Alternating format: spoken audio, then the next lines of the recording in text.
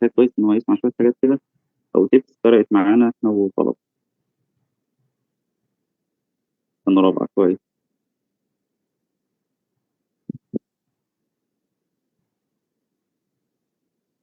حلو.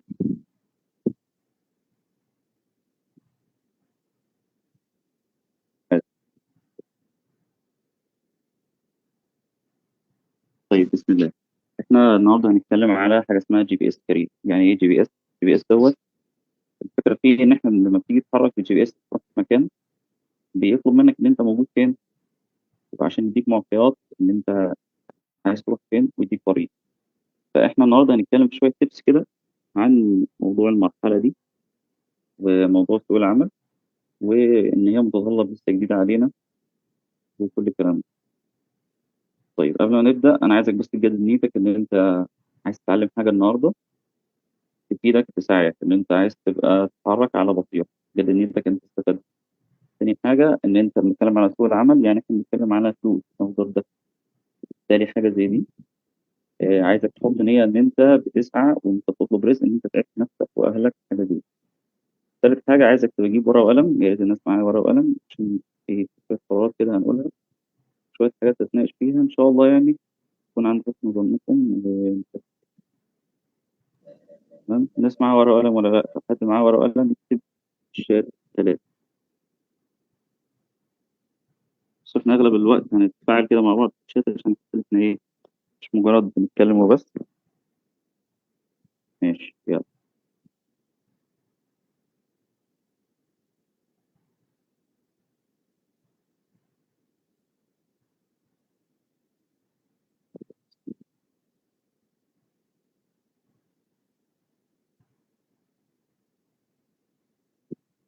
أول حاجة هنقولها أو ندي يعني تصور كده عن النهاردة نتكلم على إيه. هنتكلم على أنت فين. أول خطوة أنت محتاج تعرف أنت فين أصلا. وأنت فين دي هنتكلم على حاجة اسمها المهارات أو السكيلز بتاعتك. وهنتكلم عن حاجة اسمها موقفك من الكلية وهفهمك يعني إيه موقفك من الكلية دي. تاني حاجة هنتكلم على إن أنت عايز تروح فين أصلا اللي هو مجال العمل بتاعك. وطالما أنت عرفت فين أنت مكانك طالما عرفت أنت رايح فين كده بس مجرد شوية تبس هديها لك أنت هتتحرك من أي طريق. لكن أنا مش هقول لك تعمل واحد اتنين تلاتة أربعة بالظبط ولكن هديك شوية أفكار وشوية حاجات تفيدك أنت تعرف تفكر وتاخد قرار. أول جزء في أنت فين إحنا بنتكلم على الموقف من الكلية ونتكلم على المهارات. عايز تكتب عندك ورقة والقلم كده. ورا عندك الموقف من الكلية دي اللي هو إيه؟ طلع النبي. دلوقتي أي حد فينا حد خريج إنتاج نباتي بس شغال شغلانة تانية في مجال تاني اللي هو تخصص تاني جوه الكلية. ولا أنت هتصرف نظر أصلا عن الكلية بشكل كامل. رقم واحد اللي هي مجال الدراسة هو مجال عمل الكلية. أولا مش لازم إن أنت تكون دخلت تخصص إن أنت شغال فيه ولكن ده الطبيعي وده الصح. طيب إيه اللي إيه اللي يظبط الموضوع ده أكتر؟ فكرة اللي هو أنت تبقى عارف أصلا تخصصك ده أنت دخلته بتنسيقك يعني غصب عنك ولا أنت أصلا حابه ولا لا. فتعمل كنترول على الموضوع دوت ان انت تحدد اصلا انت عايز تشتغل في ايه. نضرب مثال كان عندنا اتنين زمايلنا في الكليه. كنا في سنه اولى وعايزين نتخصص في سنه ثانيه. فالشباب دول كانوا الاثنين عايزين يخشوا انتاج حيواني. الاجازه الصيفيه بتاعت سنه اولى فيهم الاثنين راحوا اشتغلوا في مزرعه انتاج حيواني. كل واحد خد شهر تقريبا ورجع. فيهم واحد قرر ان هو هيكمل فعلا في المجال ده. وواحد تاني قرر ان هو ايه مش هيكمل في المجال ده. ليه؟ طبيعه الشغل والمهام الوظيفيه والحاجات اللي شافها في يومه. فالتخصص بتاعك في شوية حاجات ممكن تكون غابت عنك لما تخصصت أو في حاجات أنت أصلا لسه ما خلصتهاش أو ما ذاكرتهاش أو مش واخدها لك. ودي هنتكلم فيها شوية قدام على موضوع فكرة إن هو أنت هتعمل إيه في حتة سوق العمل. فدي أول جزئية مجال دراستك ومجال عملك. طيب الجزئية التانية طب أنا دلوقتي تخصصت في وقاية مثلا. وفاة نبات وأمراض ديت أنا مش حاببها أوي ولكن أنا شاطر مثلا أو عندي خلفية أو حابب موضوع الصناعات والتغذية والجزء ده. فأنا دخلت وقاية خدت خلفية عن المجال دوت بشكل اللي هو مجرد حاجة في الكلية وخلاص. بس أنا برضه لسه متعلق أو حابب موضوع الصناعات. فأنت دلوقتي خلصت وعندك الأساس كده كده دارس أساسيات حاجة زي دي. إحنا في الشغل عندنا لو حد فاهم إحنا بنتعامل تعامل خريج زراعة. ويمكن دي ميزة أكتر زراعه اكتر، ان احنا عندنا لما بنطلب خريج كليه زراعه. قليل قوي خالص اللي بيطلب يقول لك انا عايز حد متخصص في حاجه كذا، الا لو المجال ده والشغل ده حاجه تخصص فيها اكتر. ودي انت بتوصل لها بعد مرحله لما بتشتغل شويه. يعني مثلا بعد ما توصل 3 سنين 5 سنين خبره في حاجه معينه، بيبقى يطلب ان تخصص جوه تخصص حاجه زي كده.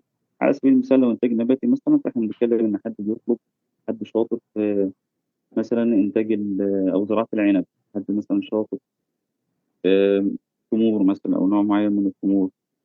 فهتلاقي فيما بعد موضوع التخصص ده، وده انت بتستفاده. الصوت بيقطع، صوت واطي ولا صوت كويس؟ اه تمام.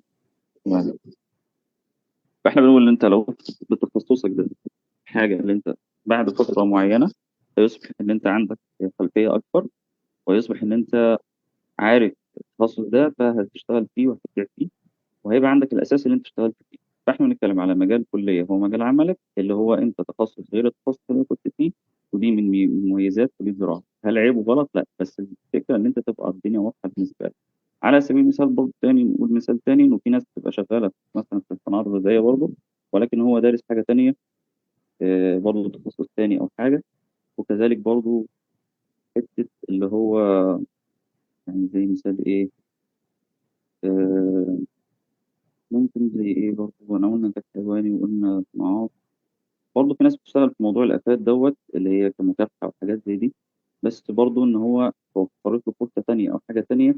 على سبيل المثال إن هو جات له فرصة تدريب في المجال دوت وهو أصلا تاني. الشاهد إن هو في مدخل التخصص التاني اللي أنت حابه أو دخلت فيه وعندك خلفية فيه، ده تقدر إن هو يكون فرصة ليك.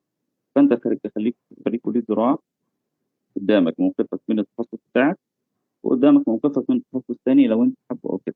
فده بيديك مساحه اكبر او فرص اكبر، ان انت بدل ما بتدور على مهندس مثلا انتاج نباتي في حاجه بس، او مهندس صناعه في حاجه بس، او مهندس انتاج حيواني في حاجه بس، انت السكوب بتاعك بيبقى اكبر، فبالتالي بتشمل اكثر من احتمال. ولكن في الاول والاخر احنا هنرجع للنقطه اللي هو طب انا ما عنديش خلفيه في الموضوع ده، طيب انا مجرد بس معلومات من بعيد وخلاص. ده اللي احنا هنتكلم عليه ان شاء الله في الجزء بتاع السكيلز اللي جاي. ثالث حاجة بنتكلم على مجال مجال تاني غير مجال كليتي. هنضرب مثال برضه. كان معانا أحد الزملاء شاطر في الديزاين وشاطر في التصميم والحاجات دي. زميلنا دوت كان متخصص تخصص معين في الكلية، بس هو مجرد عايز يطلع من الكلية مجرد شهادة أكاديمية وخلاص. أنا خريج كلية مهندس مؤهل عليا وخلاص. بس هو حتة الديزاين والحاجات دي كان حاببها، وكان شغال في السوشيال ميديا بشكل كويس، وربنا كرمه أصبح إن هو يعني زي ما بيقولوا علامة كده في الجزئية دي، واتشهر بحاجة زي كده. وحتى بعد ما اتخرج. باشمهندس، اتفضل.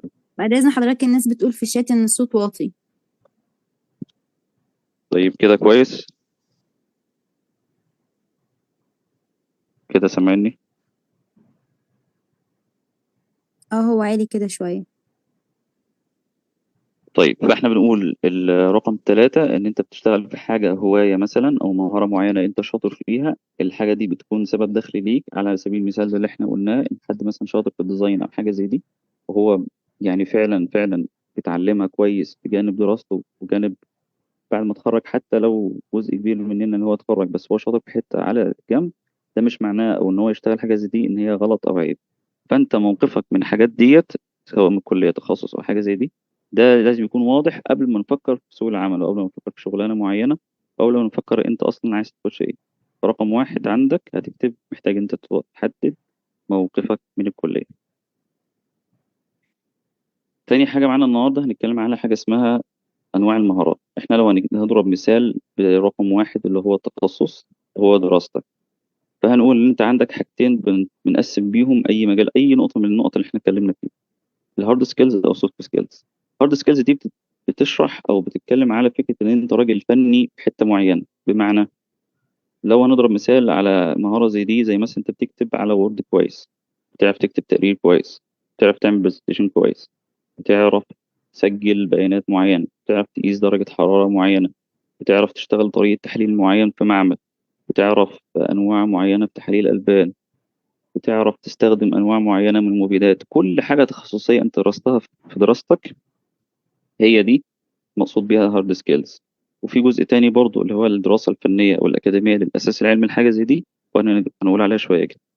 السوفت سكيلز دي بتتكلم على المهارات بشكل عام، اللي هي مهارات الشخصيه، اللي هي في السلايد ديت بنتكلم على حاجه زي التواصل، زي العرض والتقديم، زي ان انت تعرف تايم مانجمنت بتاعك وتقسم وقتك. كلها مهارات كده بنكتسبها من موضوع التطوع والانشطه الطلابيه. لو كنت بتسمع ان يقول لك انزل مع ستودنت اكتيفيتي واسمع وروح وتعالى وروح تقرا ايفنتات، كان المقصد من الكلام ده كله اصلا انت تعمل علاقات، وفي نفس الوقت ان انت يبقى عندك شويه مهارات وتعرف تتعامل. لان انت بكره وبعده لو مثلا بقيت مهندس ودخلت مثلا صالة إنتاج أو حاجة، فأنت هيبقى معرض تتعامل مع مديرين أعلى منك ومع عمال ومع فئات كتير، فأنت محتاج يكون عندك مهارات معينة عشان تعرف تظبط الموضوع ده أصلا. جزء كبير من شغلانتنا كمهندس أنت أغلبا بتبقى عندك حاجة توجيهية وحاجة إرشادية كده، لأن أنت أصلا بتبقى عندك سوفت سكيلز دي كويسة. لو ما ظبطتهاش لحد دلوقتي، حاول إن أنت تحط نفسك في موقف معين، أو حاول تنزل تدريب، حاول إن أنت تنزل نشاط تطوعي أيا كان إيه هو. بس المهارات دي هتفرق معاك جدا. أنت مثلا تبقى مضغوط في وقت الشغل، كل المهارات دي ممكن تبقى تكتب نص عندك. أنت محتاج تدور على السوفت سكيلز دي اللي هي إيه، وتحاول تسمع عنها وتشوف إيه أكتر حاجة أنت شاطر فيها وتنميها، واكتر حاجه انت حاسس ان انت ما عندكش خلفيه فيها او ضعيف فيها، فتحاول تظبطها بحيث انها ما تكونش عيب، يعني مش عيب عندك يعني. الجزء الثاني او الثالث، الموضوع الهارد سكيلز، احنا تطرقنا لموضوع ان هي معلومه فنيه او حاجه انت اصلا ك... كدراسه او كمعلومه فنيه تعرف تطبقها كويس. تاني حاجه برضو فيها دراسه الاكاديميه. احنا كنا بنسمع جمله للاسف يعني ان هو بيقعد يقول لك ان الدراسه حاجه والشغل حاجه، وللاسف الموضوع ده مش بالتفاصيل دي. بس الميزه هنا ايه او الفكره هنا ايه، عايزك تركز معايا في النقطه دي. انت في وقت الدراسه كنت بتبقى بتعمل حاجه غصب عنك، غصب عنك بتحضر تدريب صيفي، غصب عنك بتذاكر مواد معينه باسلوب معين بامتحانات معينه، فانت مضغوط اللي هو ايه بتعمل حاجه غصب عنك. ولكن انت في ثواني بس عشان البرزنتيشن. ولكن انت دلوقتي بعد ما اتخرجت اصبح ان انت عندك حريه شويه في حته المزاج، انت بتعمل حاجه بمزاجك، انت بتختار التخصص بمزاجك، بتختار الشغلانه بمزاجك. فدي الحته اللي هي بتبقى مميزه شويه عن فكره ان انت طلعت بره عنق الزجاجه زي ما بيقولوا. دي حته، دي جزئيه. الجزئيه التانيه ان انت اصلا الاساس العلمي ده مهم جدا جدا جدا ان يكون معاك. يعني مثلا في اي وظيفه في تخصصنا او اي حاجه لازم تكون فاهم البروسيس نفسها كتصنيع. يعني ما ينفعش مثلا تبقى انت مهندس بتشتغل في مصنع البان ومش فاهم يعني ايه بسطره، مش فاهم يعني ايه تعقيم. ليه؟ لان دي تعتبر معلومه فنيه اساسيه اكاديميه، ودي كمان بتميزك عن العمال الموجودين معاك، سواء بقى انت كنت في مصنع في مزرعة في اي حاجة. بس انت راجل فاهم، فاهم الاساس العلمي للموضوع ده. لو حصل مشكلة في نسبة او حاجة انت فاهم بتتحل ازاي. لو حصلت اي كيس مختلف عن المكان او البروسيس نفسها انت بتبقى فاهم الاساس العلمي بتاع الحاجة دي. كذلك انت بيبقى بوضوح الاساس العلمي ده بالنسبة لك، بيكون فرصة ان انت تتطور احسن وتبقى عندك خلفية اكبر في الدراسة بتاعتك او في المجال بتاعك، وتكون ليك فرصة ان انت تكون في مكان احسن فيما بعد. طيب الحته دي اغطيها ازاي بعد ما انا اتخرجت؟ هروح اذاكر تاني مواد الكليه؟ لا مش كده. بس انت ممكن بنقول انت بيبقى احيانا عندك الداتا بتاعت الكليه بترجع بعض الاحيان لجزئيات معينه، في حاله ان انت اشتغلت في حاجه لسه مثلا. يعني زي مثلا جات لك وظيفه في، او عندك انترفيو مثلا في مصنع البان، محتاج ان انت تراجع الداتا بتاعت الالبان. عندك مثلا انترفيو في مزرعه دواجن، انت محتاج تراجع دورات الدواجن والاساسيات بتاعها وحاجات الامهات والى اخره من الحاجات اللي انت درستها في الكليه. فده اساس، هو ده غالبا اغلبنا ان احنا بنخش الكليه عشان نطلع بالشهاده دي بالمعلومات دي. ولكن جزء المعلومات الفنيه وجزء السوفت سكيلز الحاجات التانيه دي اللي هي غالبا الى حد ما ناس بتبقى مهمله فيها، ولكن برضو الفتره اللي فاتت اصبحت الناس كتير مغطياها المعلومات الفنيه والدراسه الاكاديميه. تمام. هي ديت اللي بتشكل لك في الاخر حاجه اسمها هارد سكيلز، او الحاجات اللي هي بتبقى متطلبات بتديك خطوة أو بتديك أحسن فرصة إن أنت تكون مؤهل لجزئية معينة. تمام لغاية هنا تمام ولا إيه؟ لو حد يقول لنا الدنيا تمام. اه شاكر تمام. يقول لنا تمام. تمام. تمام جدا، الدنيا ماشي تمام.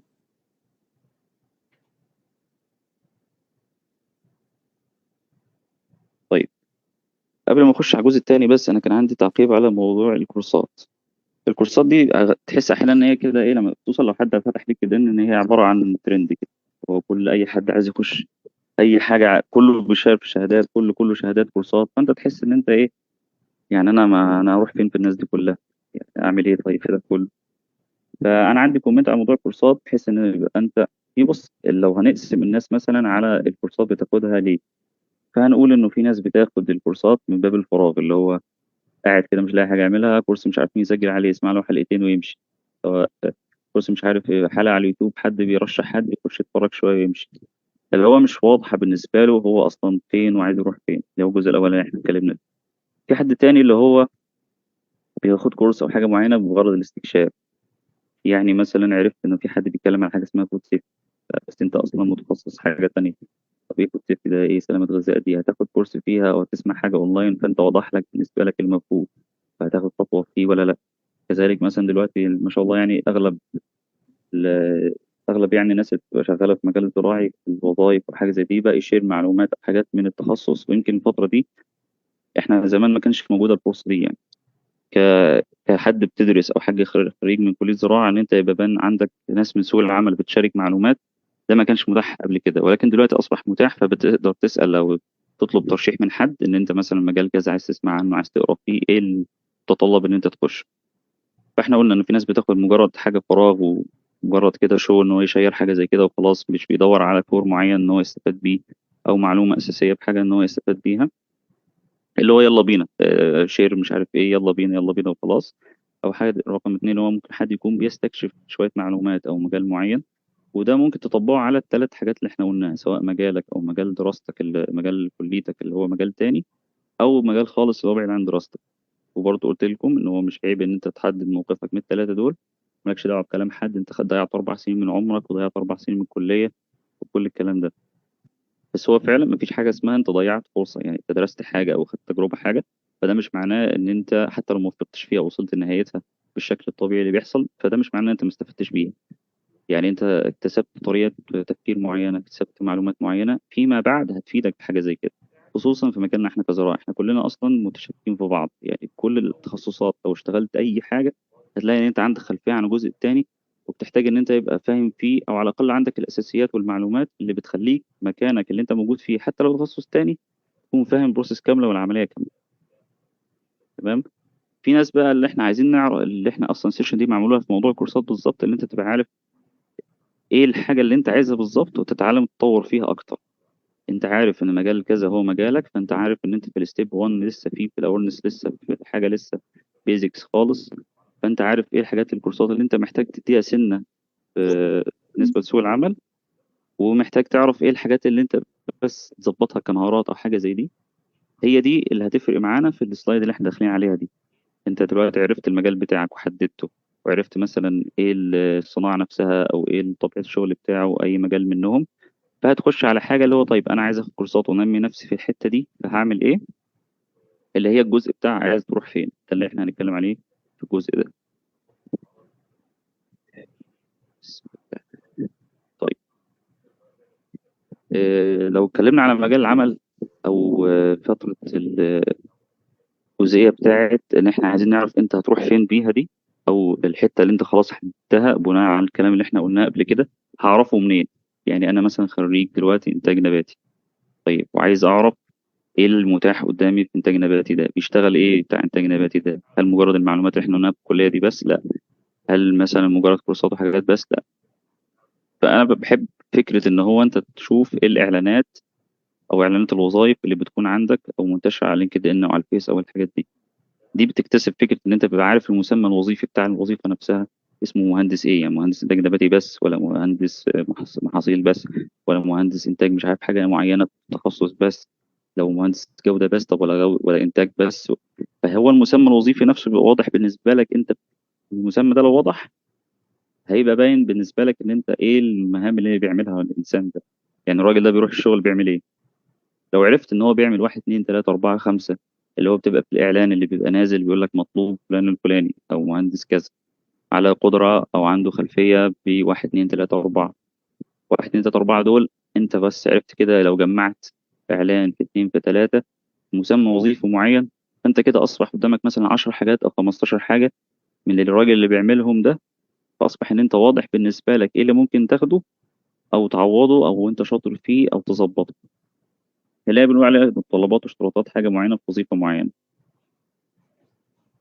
برضو في جزئيه في الحته دي انه حاول تختار مثلا يعني تعمل لك مثلا ملف كده على الموبايل عندك، تاخد فيه سكرين او تاخد فيه شويه، كل ما يقابلك وظيفه او حاجه في مجالك، في حاجه زي دي، حاجه تخص، خد سكرين وشيلها فيه، ويبقى معاك نوت كده بتكتب فيها كل الحاجات، المهارات دي والحاجات المطلوبه دي، بحيث ان انت تبقى ابديت اول باول. في مثلا متطلب معين نزل تاني طلبه، بس عشان الاذان. تمام. احنا هناخد بريك للاذان بس مش دلوقتي عشان الصلاه يعني، بس الجزء اللي جاي. فاحنا بنقول ان هو من ضمن وضوح فكره مجال العمل بتاعه ومتطلباته، محتاج ان انا ابقى عارف اصلا ايه الجوب ديسكريبشن بتاعي، او ايه المسمى الوظيفي، او الحاجه اللي انا اشتغلها دي عباره عن ايه. دي بعرفها بالاعلانات بتاعت الوظائف. طب الاعلانات دي انا الاقيها فين؟ اكيد حضرتك مشترك على حاجه على اليوتيوب، او حاجه على فيس، وحاجه على لينكد ان، كل الحاجات دي تتداول وبتنتشر على طول وبتنزل اعلانات، وما اكتر يعني الجروبات اللي موجوده على الواتساب وعلى تليجرام والحاجات دي كلها. برضه بنصح في الحته ديت ان انت يكون عندك حساب على لينكد ان. الميزه فيه ان انت بتبقى ضايف ناس شغاله في المجال، مثلا خبره من اول ناس اتخرجت زيك، ومن اول الدفعه اللي قبلك والدفعه اللي بعدها، من اول الناس اللي شغاله خبره في المجال، من اول الناس اصلا اللي هي يعتبروا يعني اباء المجال في مصر. كل حاجه موجوده عليه، فانت تبقى عارف المستوى او الحته التخصص بتاعتك دي، الناس التوب اللي فيها بيعملوا ايه وبيتكلموا في ايه وبينشروا ايه وبيقروا ايه، موقع كذا بينزل كذا، مقالة كذا نازله مش عارف فين. فانت بتبقى التصور كامل بالنسبه لك واضح، من اول اعلى حاجه فيه كخبرات لغايه مثلا حاجه متوسطه، لغايه ان انت هتلاقي حد زيك او دفعتك او حاجه وبدا يشتغل في حاجه معينه، فاصبح الامر واضح بالنسبه لك. فدي الجزئيه بتاعت اعلانات الوظائف. وقلنا ان انت حاول تظبط لينكد ان كمصدر ليك ان انت تجيب الاعلانات دي، وبرضه على الفيس فيه شويه صفحات وحاجات زي كده. رقم اتنين، موضوع الخريجين والعاملين، ودي فكره برضه فيها جزء من الجزء اللي احنا قلنا عليه في موضوع لينكد ان وحاجات زي دي، وجزء برضه في زي مثلا السيشن اللي احنا فيها دي. يعني حد مثلا بيبقى خريج قبلك او اكتر من سنه او حاجه، وبيحاول يشارك معاك معلومه. برضه فاوتين برضه بيعملوا حاجات ممتازه الصراحه. احنا يمكن ايامنا برضه لما كنا في الكليه ما كانش فيه يعني ان حد ينسق ما بين حد شغال او في حاجه في مجال معين ويقول لك ايه التولز بتاعته ويديك التفاصيل دي كلها. يعني اصبح اللي بيوفر عليك جامد يعني. بدل ما انت ممكن احنا بدل ما تروح تعمل رقم واحد دي كلها وانت تدور وتعمل وتعمل، ممكن تحضر سيشن لحد مثلا بيتكلم في مثلا في صناعه اللبن، او بيتكلم في مبدأ المبيدات او الافات، ايا كان التخصص اللي احنا بتاعنا زراعه. فاصبح ان هو بقى الموضوع واضح، عرفت حد شغال فيه، عرفت حد قال لك ايه اللي بتعمله في اليوم، عرفت ان انت ايه المطلوب فيه كمواد ان انت تقوي نفسك فيه. فالموضوع واضح بمجرد سيشن انت حضرتها. فالحاجات دي بتبقى مهمه جدا، وفرص بالنسبه لنا او بالنسبه لكم دلوقتي احسن بكتير من اللي كانت قبل كده، لانه كان الموضوع ده بشكل مش احسن حاجه دايما بيحصل. كان كل فين وفين حد بيعمله، كان كل فين وفين حد بيهتم بيه. ولكن دلوقتي برضو ان السوق اصبح فيه منافسه شويه، وعدد الخريجين بتوعنا كتير. يعني كليه الزراعه اصلا الفتره دي فيها عليها طلب كبير، والخريجين بتوعها عددها كبر. فيعني في تنافس برضه. فانت لو ما دورتش على نفسك وبقيت احسن حد في الحته بتاعتك دي، او ان انت يبقى عندك حرص ان انت لما تروح انترفيو او تروح تقعد في مكان حد يسالك على حاجه او كده، تبقى انت يعني تلفت نظره او تبقى محض اهتمام ليه من اول حاجه، انت تكون شخص مهتم. لان انت لو بتتكلم على كورسات والحاجات دي كلها، هتلاقي ناس كتير بتاخد الحاجات دي، هتلاقي ناس كتير. الجزئيه دي تخلق في نفسك ان انت لما يبقى عندك كسل ويبقى عندك خمول في حته معينه، لا انت الجزئيه دي بتظبطها، الجزئيه دي بتظبطها، الجزئيه ديت عندك خلفيه عنها جزء. فانت بتدوس قوي في الحته دي، وده مهم جدا ان انت تبقى واخد بالك ان انت لو ما تداركتش الامر ودورت على نفسك، هتلاقي ان انت بترجع لورا غصب عنك. لو ما كنتش النهارده احسن من امبارح، بكره احسن من النهارده، فانت كده بترجع لورا، مش حاجه اسمها زي ما انت. اتمنى يكون الحته دي واضحه بالنسبه لك. تمام. رقم ثلاثة، الفعاليات والمؤتمرات. انا اعرف حد من زمايلي برضو كان فرصة بالنسبة له اول ما اتخرج واشتغل، اللي هو حضر ايفنت. كان لما حضر ايفنت ده، كان في حد شغال في مجال معين هو كان مهتم بيه من ايام ما هو كان لسه بداية التخصص اصلا، وكان عنده اسئلة وحاجات في المجال دوت. لما قعد مع الشخص اللي كان في الايفنت ده، السبيكر اللي كان موجود، لفت نظره واهتم فعلا، لا اكتشف ان هو حد مهتم. فقعد فترة تواصل معاه وكده، وأصبح إن الشخص اللي هو السبيكر دوت وفر له فرصة فيما بعد، أو رشحه لفرصة معينة. لما راح وعمل انترفيو فعلا كان كويس فيها، وأصبح إن هو ده كانت البوابة بالنسبة له. فلو تسمع عن ايفنت او مؤتمر او حاجه سواء عندك في الكليه سواء في مثلا عامله بره او اي حاجه، الحاجات دي ما ينفعش تتفرط فيها او يعني تسيبها كده تعدي جنبك وخلاص. على الاقل لما تحضر حاجه زي دي هتلاقي ان انت الناس اللي حاضره كلها مهتمه بنفس الحاجات اللي انت مهتم بيها. تلاقي الناس كلها سواء بقى من اول التنظيم من اول التيم من اول الناس اللي حاضره من اول الناس اللي سبونسر، كل التفاصيل والداتا اللي بتاخدها في صوره ايفنت او حاجه زي دي ده بيفرق معاك جدا فيما بعد. وده اللي احنا بنقول عليه موضوع العلاقات. وبرضه عايز اقول ان الشغل دلوقتي مش يعني فكره ان انت بتشوف اعلان على لينكد ان او على فيس او حاجه، ده اخر خطوه من خطوات اصلا يكون في على حد بيطلب مكان في وظيفه. يعني احنا لو حطينا نفسنا مكان الاتش ار او شركه او الموارد البشريه في شركه معينه او حاجه، هو اول حاجه بيشوفها بيسال حد يعرفه جنبه، على الاقل مثلا الموظفين اللي معاه او المهندسين اللي شغالين معاه. طب يا اخوانا احنا في مكان كذا في فرع كذا فاضي، فلو حد عايز يرشح حد ممكن يجي. فبيبدا اول حاجه من الوسط بتاعه. بعد كده بقى بيبدا فكره ان هو يشوف اعلان، يشوف وسيله تانية ان هو يعلن عن الوظيفه. فدي عشان كده احنا بنقول موضوع العلاقات مهم. وموضوع ان انت تعرف حد شغال في مكان ما او مكان معين ده برضه مهم، لان في ناس بتكوميديشن او بترشح زمايلها في اماكن معينه. ودي برضه عايز اقول فكره هنا انه في فرق بين الواسطه وفي فرق بين الريكومنديشن او الترشيح. بمعنى الواسطه دي ان حضرتك هيكلموك يقول لك تعالى يا فلان انت خلاص اشتغلت معانا عشان بابا، تروح تقعد في انترفيو وبابا عامل ايه وخلاص على كده زي الفل يسلم عليك وتروح تشتغل في المكان. هل الكلام ده بيحصل؟ يعني ممكن يكون بس مش بالصورة اللي انت متخيلها انها سهولة دي. لان في الاول والاخر اي مكان بيدور على مصلحته، اي مكان بيدور على المكان بتاعه يمشي صح وان هو يشتغل صح. لو حضرتك ما عندكش المهارات اللي انت تمسك مثلا مكان او تمسك عدد معين من مساحة اراضي تزرعها او تبقى مشرف عنها او تتحمل مسؤولية اي حاجة، فمعلش يعني هشغلك ليه حتى لو بابا ده مين. ولكن في الاول والاخر فكرة الترشيح بقى بتختلف ان انت بتروح، يعني بدل ما هو بيبقى قدامه بتاع الموارد البشرية ده 100 هيختار منهم، هو بيطلب ترشيح مثلا 15 واحد فهيختار منهم هم ال 15. فهو هيبقى في اختيار هيبقى في انترفيو هيبقى في كل حاجه، ولكن انت خدت فرصه ان انت بدل ما عدد المنافسه اللي معاك 100 لا عدد المنافسه معاك 3 4 بس من الناس اللي بترشحك.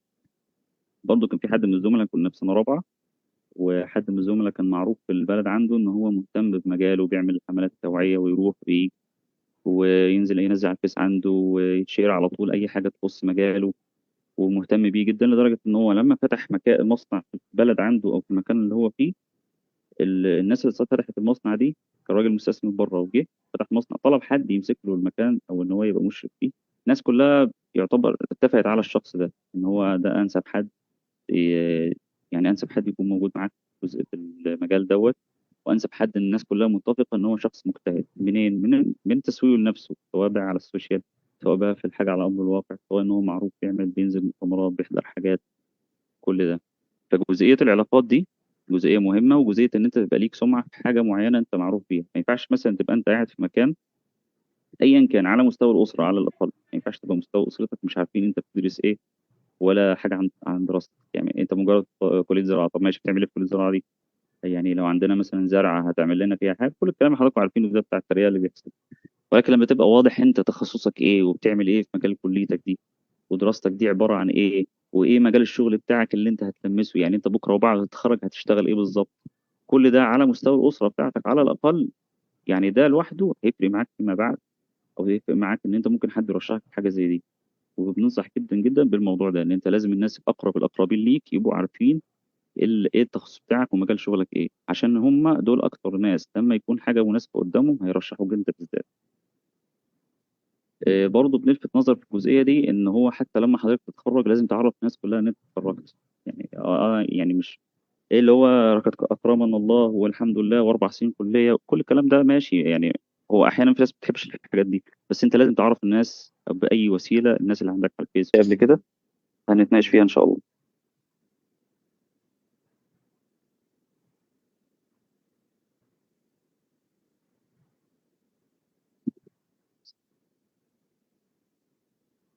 احنا وصلنا لغايه سلايد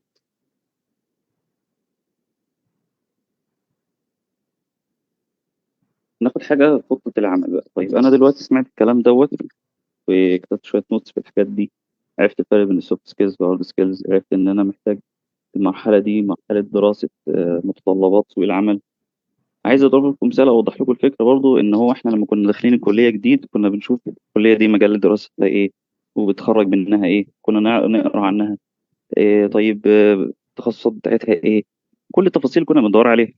نفس الفكره دي حضرتك لما خلصت كليه وبقيت خريج عندك مرحله دراسه سوق العمل. الدراسه دي بتتطلب فكره ان انت بتبقى عارف ايه الحاجات المطلوبه فيك في المرحله دي عشان تشتغل عليه. ده الجزء خلاصة الجزء اللي احنا قلناه. في جزئيه برضو او في حته كده عايز اقول لك عليها، ان هو لما بنيجي نتكلم على حد خريج بيدور على شغل، هو المفروض بيعمل ايه؟ المفروض ان هو شغال بيدور على شغل. يعني ايه؟ يعني حضرتك لما تنزل تشتغل بتشتغل شيفت مثلا 8 ساعات 6 ساعات 12 ساعه على حسب.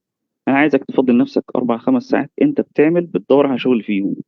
فكرة تدور على شغل فيهم مش بس انت بتنزل تدور على شغل او حاجه، لا، انت بتجهز نفسك للمرحله دي. بمعنى حضرتك تصحى الصبح، ميعاد الشغل بيبقى مثلا الساعه 9، انت من 9 لغايه 12 في موضوع فكره ان انت بتدور على شغل. بتذاكر بقى حاجه معينه فيه، بتبص على كورس معين فيه، بتتواصل مع ناس، بتظبط البروفايل بتاعك.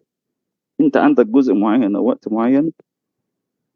مش انا بس موضوع الصوت ده عشان عندي دور برد، فانا بحاول جاهدا ايه اعلي صوتي.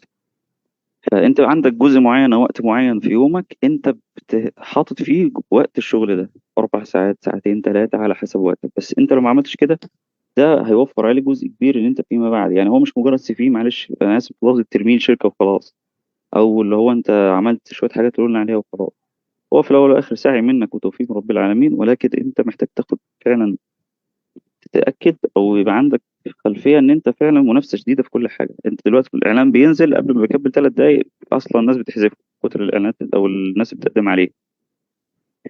فدي كانت كده بس ملاحظه على جنب، ان انت محتاج تخلي لك وقت في يومك انت بتدور على شغل فيه او بتظبط موضوع ان انت تحصل على وظيفه فيه. طيب خطة عمل دي بنتكلم على ايه فيها؟ بنتكلم ان انت محتاج تعرف نفسك وامكانياتك، اللي هو انت ايه مهاراتك، ايه اللي شاطر فيه، ايه اللي ناقصك، ايه اللي محتاج تظبطه. والله انا مثلا ما بعرفش اتكلم قدام حد، يعني لو مثلا 5 6 قاعدين اشرح لهم فكرة، لا الموضوع ده صعب بالنسبة لي. حد ثاني هيقول لا بالعكس ده انا بحب اشرح قوي، انا كنت بشرح لزمايلي ايام الكلية وكنت بحب الموضوع ده. قول له خلاص انت عندك حتة البرزنتيشن كويسة، وان انت اصلا لو انت بتتكلم مثلا كمهندس او حاجه، فانت بالتالي ممكن تبقى قاعد مع مجلس اداره او حاجه زي كده في شركه او في مصنع، فهتحتاج ان انت تعرض الداتا بتاعتك. فانت الجزئيه دي حلوه عندك، خلاص يبقى فكر في ان انت ازاي تظبط الداتا دي وتعرضها. فبدل ما تروح تتعلم او تشوف او تظبط موضوع ان انت برزنتيشن ازاي تتكلم مع حد، لا انت محتاج تروح تشوف مثلا الداتا بتعمل لها اناليسيس ازاي، بتعرضها ازاي باشكال وحاجات. فدي الحته اللي انت محتاج تظبطها. حد تاني هيقول مثلا، حد تاني حد تاني بيقول مثلا ان هو، ماشي اتفضل. حد تاني بيقول مثلا ان هو لا انا عايز او حته الانجليزي مثلا حلوه بالنسبه لي، لا ده انا بحب موضوع الانجليش والترجمه والقرايه بتاعته والحاجات دي. اقول له خلاص يبقى انت مش محتاج ان انت تشتغل على نفسك قوي في الحته دي، انت محتاج تظبط جزئيه ان انت لا يعني مثلا القرايه احسن من الكتاب وهكذا. يعني اظن الفكره واضحه في حاجه زي دي. فدي رقم واحد، اعرف نفسك وامكانياتك على حاجه زي دي. رقم اتنين، انت بتشوف الاختيارات اللي قدامك. يعني انا دلوقتي بناء على الجزء اللي احنا قلناه موقفك من الكليه والحاجات اللي احنا قلناها في الاول، اصبح ان انت فرمطت الحاجه المتاحه بالنسبه لك. برضو من ضمن الحاجات اللي احنا كنا بنقسم بيها الجزء الاولاني، ان هو دلوقتي انت تخصصت تخصص معين، طب هحكم على ايه ان انا هكمل فيه ولا لا؟ من ضمن المعطيات في حاجه زي كده انه شخص مثلا عايش في ريف. الشخص اللي عايش في ريف ده هو اصلا خريج صناعات تخصص مثلا البان. طيب انت دلوقتي مفيش مصانع جنبك، عندك فرصه ان انت تسافر او تشوف مكان منطقه صناعيه قريبه بالنسبه لك. في ناس هيبقى مناسب معاها الحاجات دي، في ناس هيقول لك لا. طيب ايه البديل لحاجه زي دي؟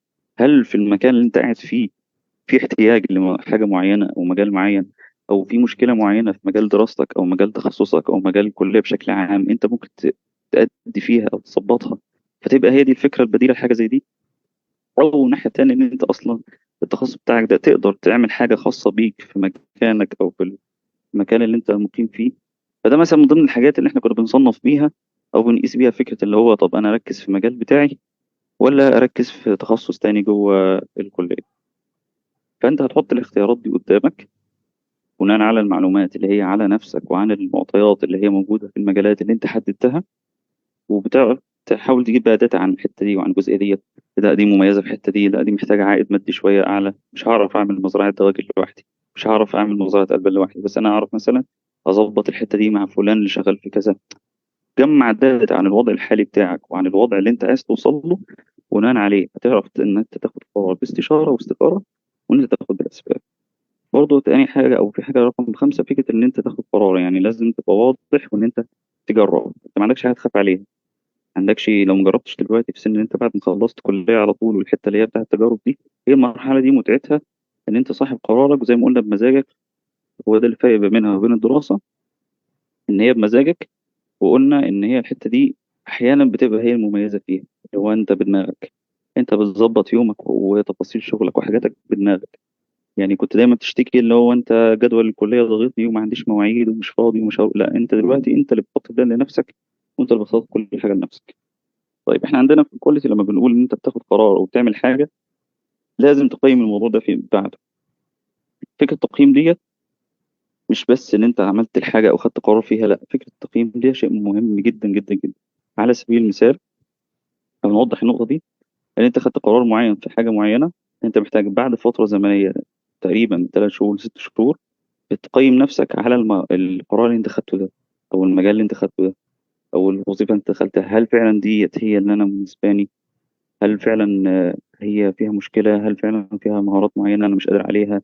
طب هل فعلا هفكر في حاجه تانية ولا لا؟ اظن ان 3 6 شهور دي مرحله كبدايه كويسه ان انت تحكم على حاجه، لان اقل من كده يعني هيبقى الموضوع صعب. انت لسه يعني تفاصيل اليوم ان هو يعدي عليك بشكل شهر واثنين وثلاثة لغاية 6، دي غالبا إلى حد ما بتكون أنت اكتسبت طبيعة اليوم بالنسبة لك، طبيعة الحاجة بالنسبة لك، فأصبح إن أنت تكون عندك عادة. كان أصلا لو تقرأ في موضوع العادات والاكتساب وحاجات زي كده، في ناس بتقول إن هو بعد 21 يوم من استمرار على عادة معينة أو حاجة زي كده ده حاجة، لكن في جزء تاني بيقول لك إن أنت كمجال دراسة أو مجال عمل أو حاجة محتاج أنت تربط نفسك بفترة زمنية أكبر ما بين 3 شهور ل 6 شهور. فده جزء بتاع ان انت تتابع قرارك وتقيمه، وتعرف ان انت اصلا هل فعلا ده صح ولا لا. بناء على ايه؟ بناء على الاهداف والحاجات اللي انت حاططها لنفسك. تمام. تالت حاجة أو آخر حاجة معانا النهاردة موضوع النصايح، شوية نصايح كده وتبس عامة، وشوية أسئلة أنا كنت مجهزة. بس خليني أوريكم حاجة في الشات.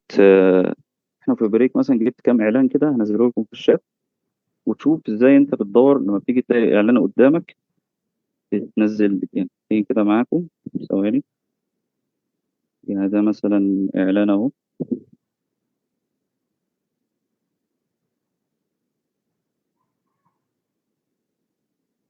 ده مثلا شركة دواجن وطنية منزلة إعلان. هو لما كتب عايز مهندس إنتاج دواجن، عايز تحط حاجة اسمها تسمين، طيب، وعايز حاجة اسمها تخصص دواجن أمهات، وعايز حاجة اسمها جدود، عايز حاجة اسمها التفاصيل دي. أنا محتاجة خلاص، أنا عرفت إن أنا مهندس إنتاج دواجن في التسمين، أنا بعرف ده أصلا إن أنا واخد خلفية عنه، وعارف فلان وفلان فيه، وعارف مين اللي شاطر فيه، وعارف حد أو بيج بتنزل فيه. فأنا عندي داتا في الحتة ديت، اللي هو لما هشوف حد عايز مهندس إنتاج دواجن تسمين دي أروح أقدم فيه. كمان بقى المتطلبات ان هي مثلا بيكون طالب حاجه معينه أو حاجه تانية. خلينا برضه نشوف التاني.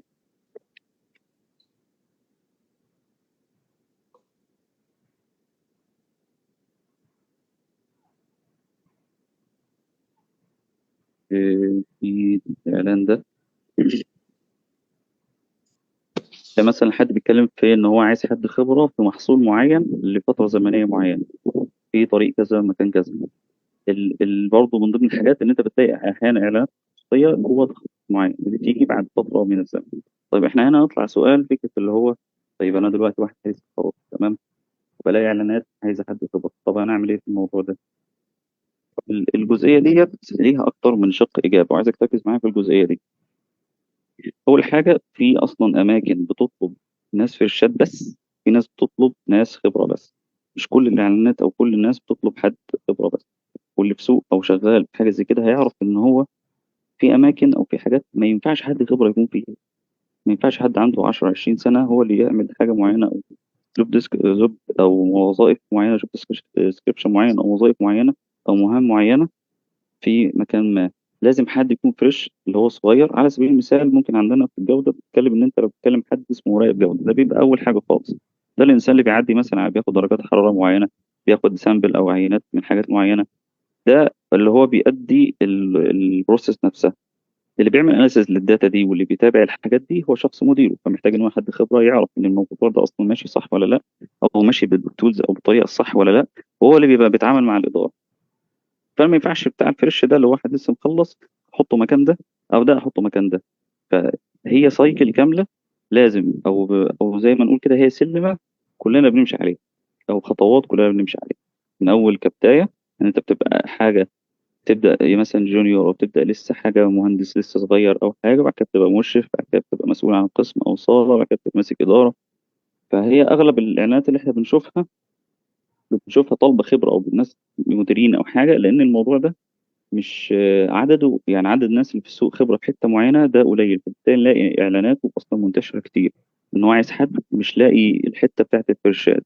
الفرشات دي أغلبا الناس اللي بيطلب فرش، لا إما بيكون حد بيكتفي من حد يرشح حد عنده، أو بيكتفي إن هو بينزل إعلان مثلا عن نطاق معين وبيتقفل على طول.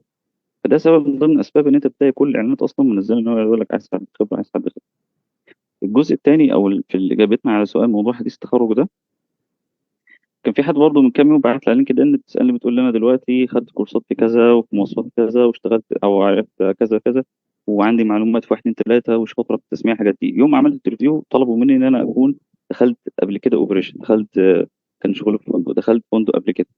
فده كان العائق بالنسبه لها ان هي ما دخلتش صاله قبل كده وما دخلتش اوبريشن قبل كده، ما تعرضتش لوظيفه او ليوم اصلا العمل نفسه. تمام. مين حد في الشات بيقول مشكله انه بيكون عاوز خبره؟ ما احنا بنتناقش اهو فكره الخبره دي. فالبنت دي زميلتنا دي لما قالوا لها عملت انترفيو اونلاين وكل حاجه ومعلوماتها كويسه ومذاكره وكل حاجه، بس كان مطلوب من حضرتك تكون نزلتي اوبريشن قبل كده او نزلت مكان علشان تشوف الحاجه دي على ارض الواقع. ليه؟ لان هي اصلا الحته كانت مقدمه في حاجه محتاجه ان حد يكون مسؤول عن كل حاجه، وهو الشخص اللي هيعلم الناس الجزئيه دي. فدي محتاجه حد خبره وعنده خلفيه علشان يشرح للناس ويكون مسؤول بالقدر الكافي فيها.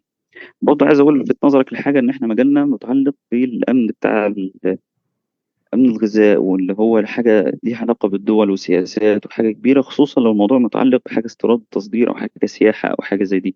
الوظائف دي بتكون حاجة حساسة شوية، محتاجة يكون شخص على قدر من المسؤولية.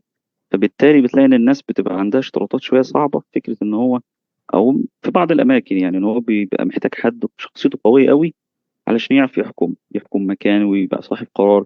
إن هو مثلا حاجة بتشاية ولا حاجة بالرقم الفلاني تكلفتها، هو يقول تطلع أو ما تطلعش، ترجع ما ترجعش.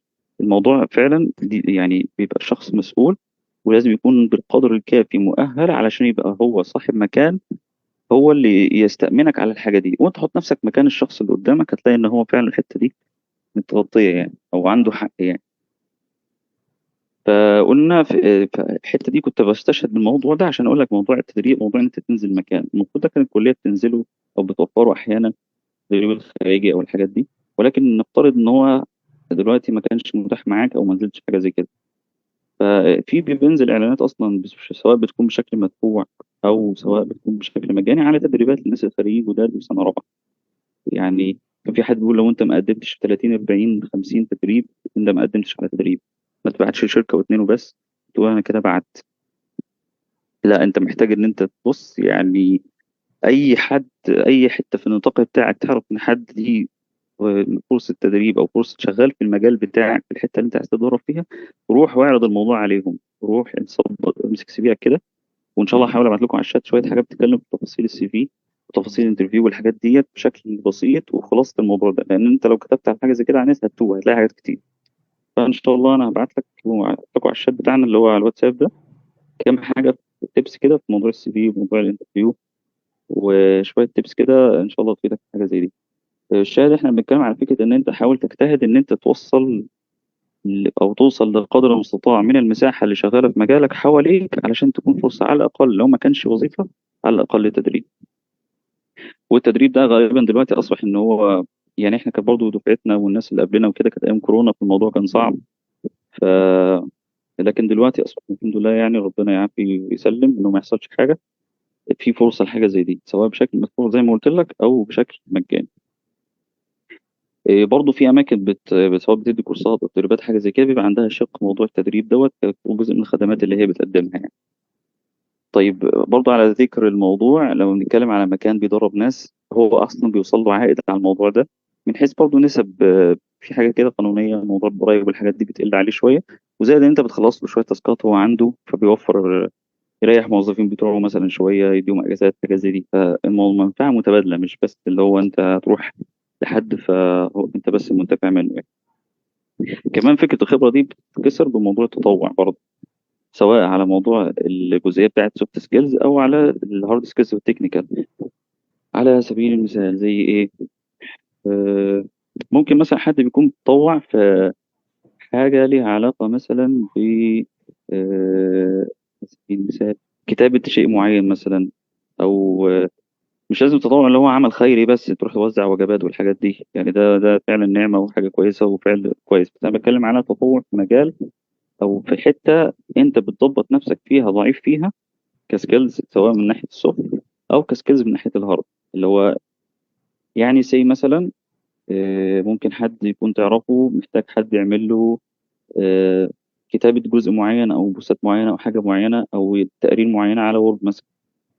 أنت شخص ما اشتغلتش حاجة دي قبل كده، بس تعرف حد مثلا جيرانك أو حد صاحبك أو حاجة محتاج حد يكتب له شوية داتا مثلا عشان هو بينزلهم على البيج عنده أو حاجة. يمكن دي ملهاش دعوة علاقة بشكل مباشر بالزراعة، بس حاجة كمهارة أنت محتاج ألف ب كمبيوتر، ألف ب يعني تحت الألف ب بالنسبة لحد شغال في مكان. أنت بتعرف تشتغل على الكمبيوتر، بتعرف تكتب ريبورت، بتعرف تكتب على وورد كويس، تعرف يعني حتى لو شباب معانا شباب خارجين، انت لما تروح الجيش برضه يطلب منك يقول لك مين شاطر في الكمبيوتر، مين بيعرف وورد واكسل، يعني بقى شيء اساسي في كل حاجه. فالحته دي محتاجه انت تضبطيها مثلا على سبيل المثال في موضوع الطوارئ زي ما قلت لك. كل بقى يعني مش هقدر اضرب امثله قوي على اساس ان كل واحد فينا عنده حته معينه محتاج يظبطها، سواء مش الحته دي بيغطيها من جزئيه الوظيفه او المجال اللي هو متاح، وجزئيه او الحاجه اللي هي تخصصيه فنيه قوي هو محتاج يظبطها. في الشات حد خبرة سنتين مثلا في المجال ده كورسات.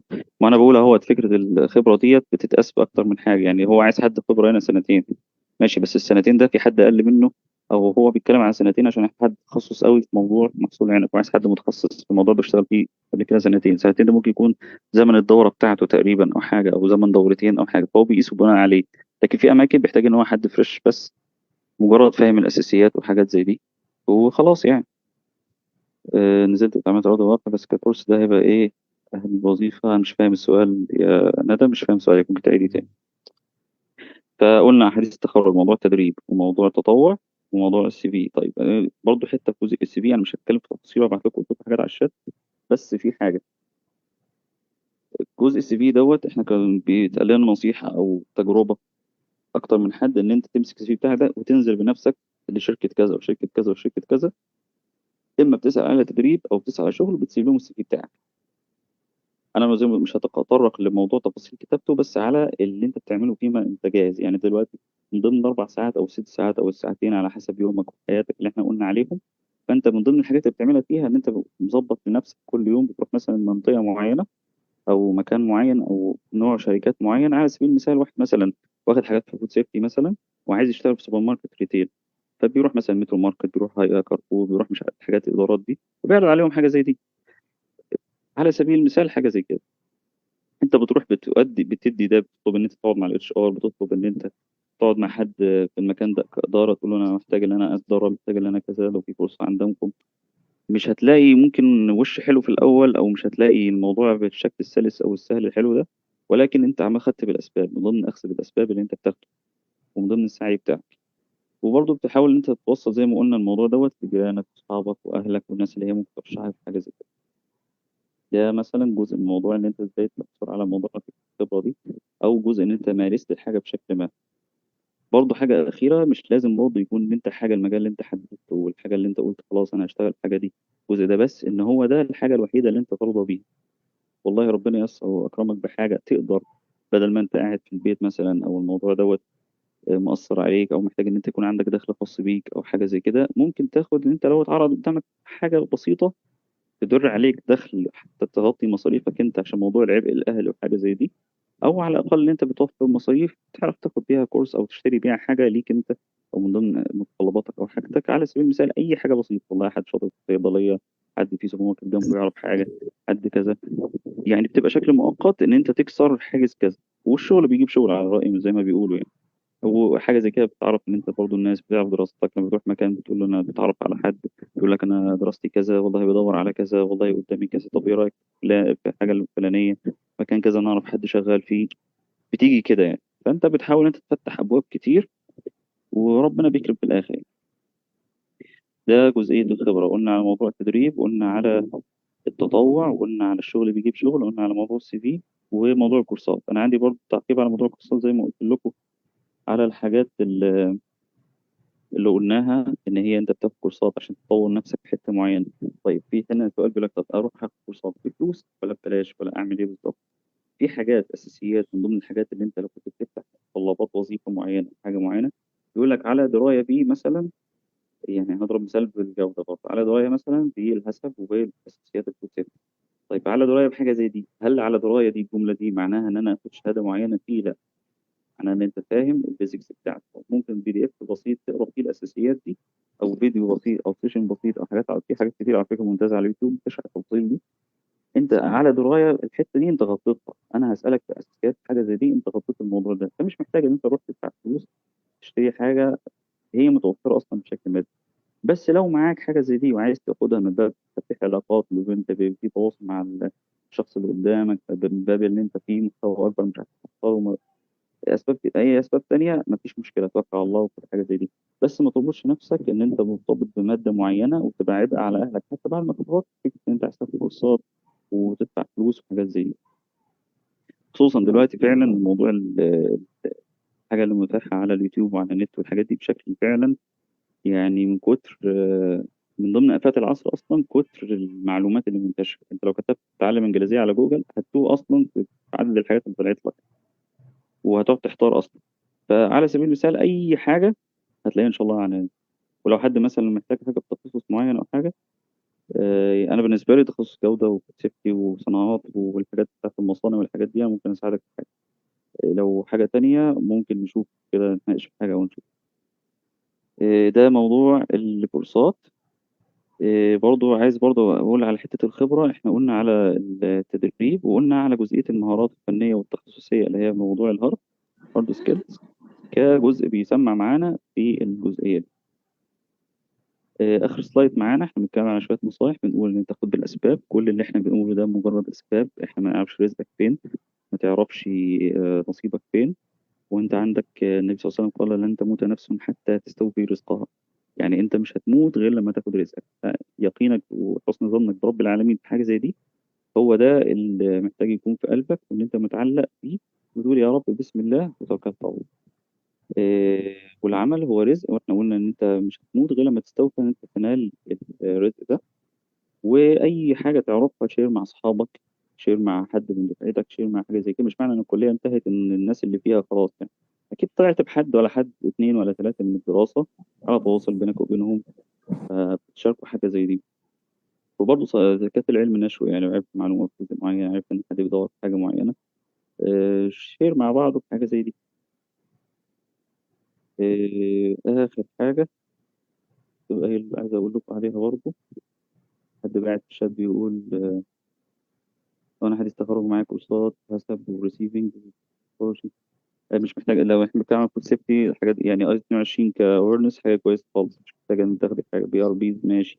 أنا بالنسبة لي لو حد بيتكلم عن كود سيفتي أهم حاجة يكون عارف بي آر بيز، يكون فاهم يعني إيه حسب أويرنس، على الأقل يبقى عارف يعني إيه سي سي بي، ويبقى عارف الأساسيات دي وخلاص. يعني حضرتك كاتباه ده علاء أو آلاء إبراهيم، حضرتك كاتبه ده شيء ممتاز يعني. مش محتاج حاجة يعني، شيء كويس جدا يعني. في ناس بتشتغل يمكن الأساسيات دي مش متاحة معاها أوي يعني، فده ممتاز. طيب إحنا دلوقتي الساعة 8:30. أنا يعتبر خلصت الجزء اللي أنا بتكلم فيه.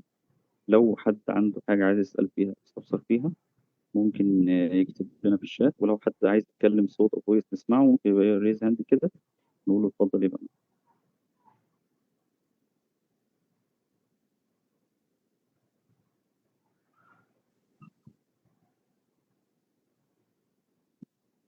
واضح إن مفيش حد عايز يسأل حاجة. طب ده معناه إنه الحمد لله إحنا تناولنا كل حاجة ولا إيه؟ مش عفوا. هو احنا بنشكرك جدا والله يا باشمهندس، يعني السيشن كانت ممتعة جدا واستفدنا من حضرتك كتير. ويا رب تكون يعني سيشن حققت توقعاتهم بإذن الله. يا رب. هو احنا ممكن الاسئله اللي احنا قلناها في الاول بتاعت النازله في البوست والحاجات دي ممكن يكون ما اتكلمناش بشكل مباشر بيها او تطرقنا ليها، بس على الاقل الاسئله دي اصبحت بالنسبه لك عندك تصور ليها، يعني عندك تصور او مفهوم الحاجات دي واضح بالنسبه لك. ده اللي كان يهمني في الموضوع مش اكتر يعني.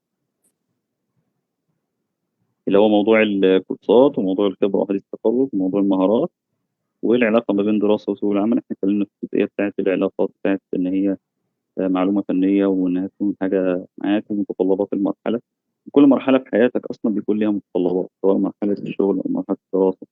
هل فيما بعد اي حاجه هتاخدها او قرارات في حياتك محتاج ان انت يبقى واضح بالنسبه لك متطلبات الحاجه دي. وجزء اخير او لفته اخيره معلش قبل ما اقفل، انا عارف انا طولت عليكم. زي ما احنا بنعمل بلان حاجات في حياتنا سواء شغل او دراسه او وظيفه او جواز او اي حاجه، لو سمحت ما تنساش البلان الاساسي اللي حضرتك موجود عشانه في الدنيا دي. محتاج تحط بلان ان انت هتنجو في الاخره. ما ينفعش ان انت بتقول هعمل واخد كورسات واسوي انت اصلا ما بتصليش، ما تاخدش باسباب ان انت اصلا نجاح. احنا موجودين في الدنيا دي علشان نعبد ربنا سبحانه وتعالى، ومكاننا الاساسي الجنه يعني. فدي كلها مجرد اسباب وحاجات احنا بناخدها في الحياه الدنيا. فما تخليش الحاجات دي هتبقى لب حياتك وهي دي اساسها وخلاص. لا يعني طلع الحاجات دي من قلبك، خد اسبابها، وما تبقاش بلان للدنيا وتنساش بلان للاخر. بس ممكن هتكتب لنا كورسات في التغذيه والجوده، ماشي، ممكن ابقى انزل لكم على الشات ان شاء الله. هو شات الواتساب. الله يجزيكم خير يا رب يا رب. ممكن طيب لو في لينك لصفحة حضرتك أو أي حاجة نتواصل بيها مع حضرتك ماشي، مثلا، أو هنزل لكم ان بتنزل شاء الله حاجة في حاجات. الشات. هو صراحه انا بشجعكم على فكره الشات دي، يعني حاجه كويسه انه الناس هتبقى على تواصل فيما بعد لو حد عايز حاجه. في نفس الوقت انا عندي شويه داتا كده ابعتها لكم، سواء على الموضوع بشكل عام او لو حد عايز يشوف موضوع الجوده والحاجات دي برضه ممكن انزل له شويه حاجات كده تكست يبص فيها. اغلبها حاجات موجوده اونلاين ومش محتاج ان انت تدفع فلوس في كورسات ولا حاجه يعني. وفر على نفسك وعلى اهلك.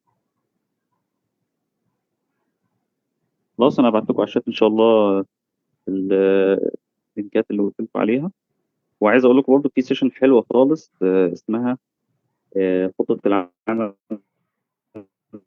بعد التخرج، بتاع دكتور اسمه محمد حمد. الراجل ده عبقري الصراحه، وانا بتابعه من زمان قوي. وهبعت لكم ان شاء الله اللينك بتاع السيشن اللي هو اداها. هي في جزء الى حد ما عشان الامانه برضه انا خدت منه شويه افكار، بس الراجل بيشرح فكره ان انت بعد ما اتخرجت تاخد نفسك بلان بتفاصيل اكتر من اللي انا قلتها دي. انا كنت مغطي شويه فكره زراعه، فكره كتخصص، وفكره اللي هي تظبط الجي بي اس بتاعك. ولكن الراجل تطرق لشويه وسائل ثانيه ممكن نبقى نسمعها. بعد ان شاء الله الموضوع ده في الشات.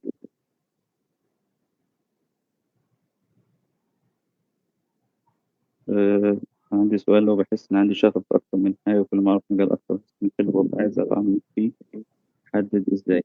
طيب هو بص انا عندي تعقيب على موضوع الشغف ده. الشغف ده اصلا بيجي ازاي؟ يعني الشغف ده عباره عن ايه؟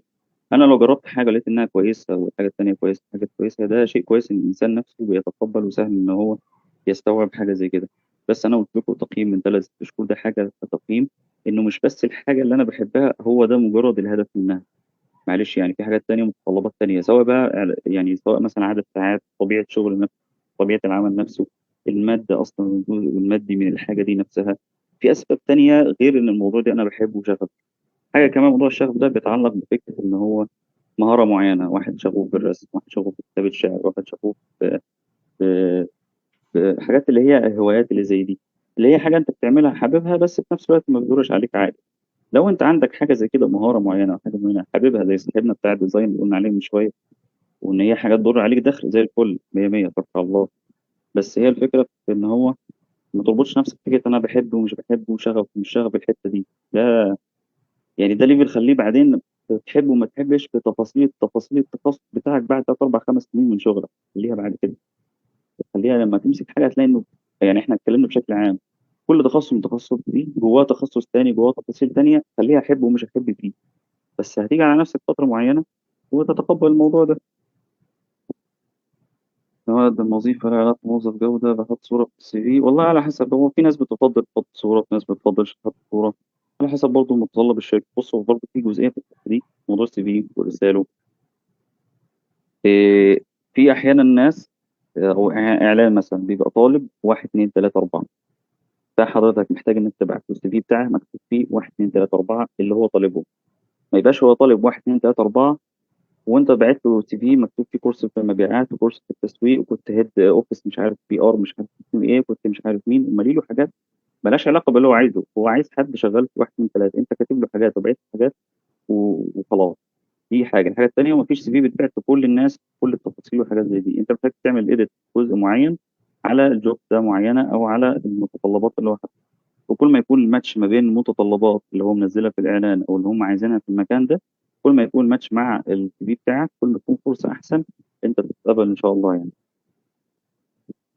الهندسه ممكن تبعت لنا هيد مثلا في الجروب الرسمي ماشي. ان شاء الله انا انزلهم ويتداولوها يعني. انا بشكر الشباب كلهم اللي حضروا النهارده وبشكر التيم طبعا.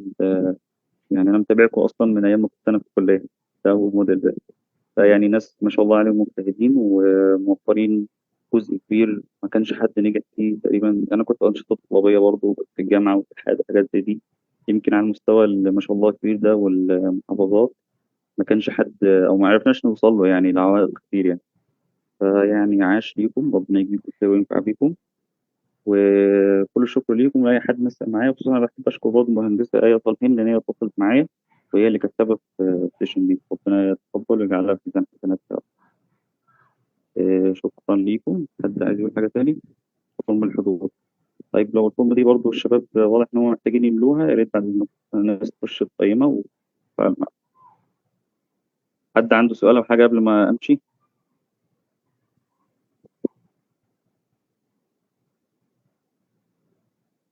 شكرا جدا لحضرتك يا باشمهندس، ربنا يجزي حضرتك كل خير يا رب.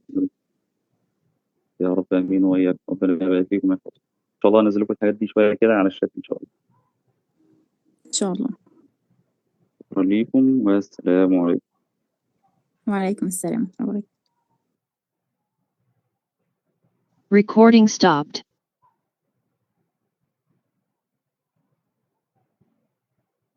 قبل كده هنتناقش فيها ان شاء الله.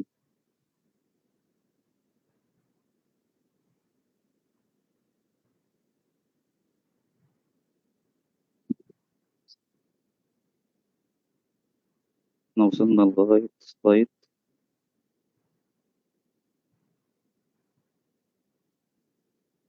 ناخد حاجه خطه العمل بقى. طيب انا دلوقتي سمعت الكلام دوت وكتبت شويه نوتس في الحاجات دي. عرفت الفرق بين السوفت سكيلز والهارد سكيلز. عرفت ان انا محتاج المرحله دي مرحله دراسه متطلبات سوق العمل. عايز اضرب لكم مثال اوضح لكم الفكره برضو. ان هو احنا لما كنا داخلين الكليه جديد كنا بنشوف الكليه دي مجال دراستها ايه وبتخرج منها ايه. كنا نقرا عنها إيه. طيب التخصصات بتاعتها ايه. كل التفاصيل كنا بندور عليها. نفس الفكره دي حضرتك لما خلصت كليه وبقيت خريج عندك مرحله دراسه سوق العمل. الدراسه دي بتتطلب فكره ان انت بتبقى عارف ايه الحاجات المطلوبه فيك في المرحله دي عشان تشتغل عليها. ده الجزء خلاصه الجزء اللي احنا قلناه. في جزئيه برضو او في حته كده عايز اقول لك عليها. ان هو لما بنيجي نتكلم على حد خريج بيدور على شغل هو المفروض بيعمل ايه؟ المفروض ان هو شغال بيدور على شغل. يعني ايه؟ يعني حضرتك لما تنزل تشتغل بتشتغل شيفت مثلا 8 ساعات 6 ساعات 12 ساعه على حسب. انا عايزك تفضل نفسك 4 5 ساعات انت بتدور على شغل فيهم.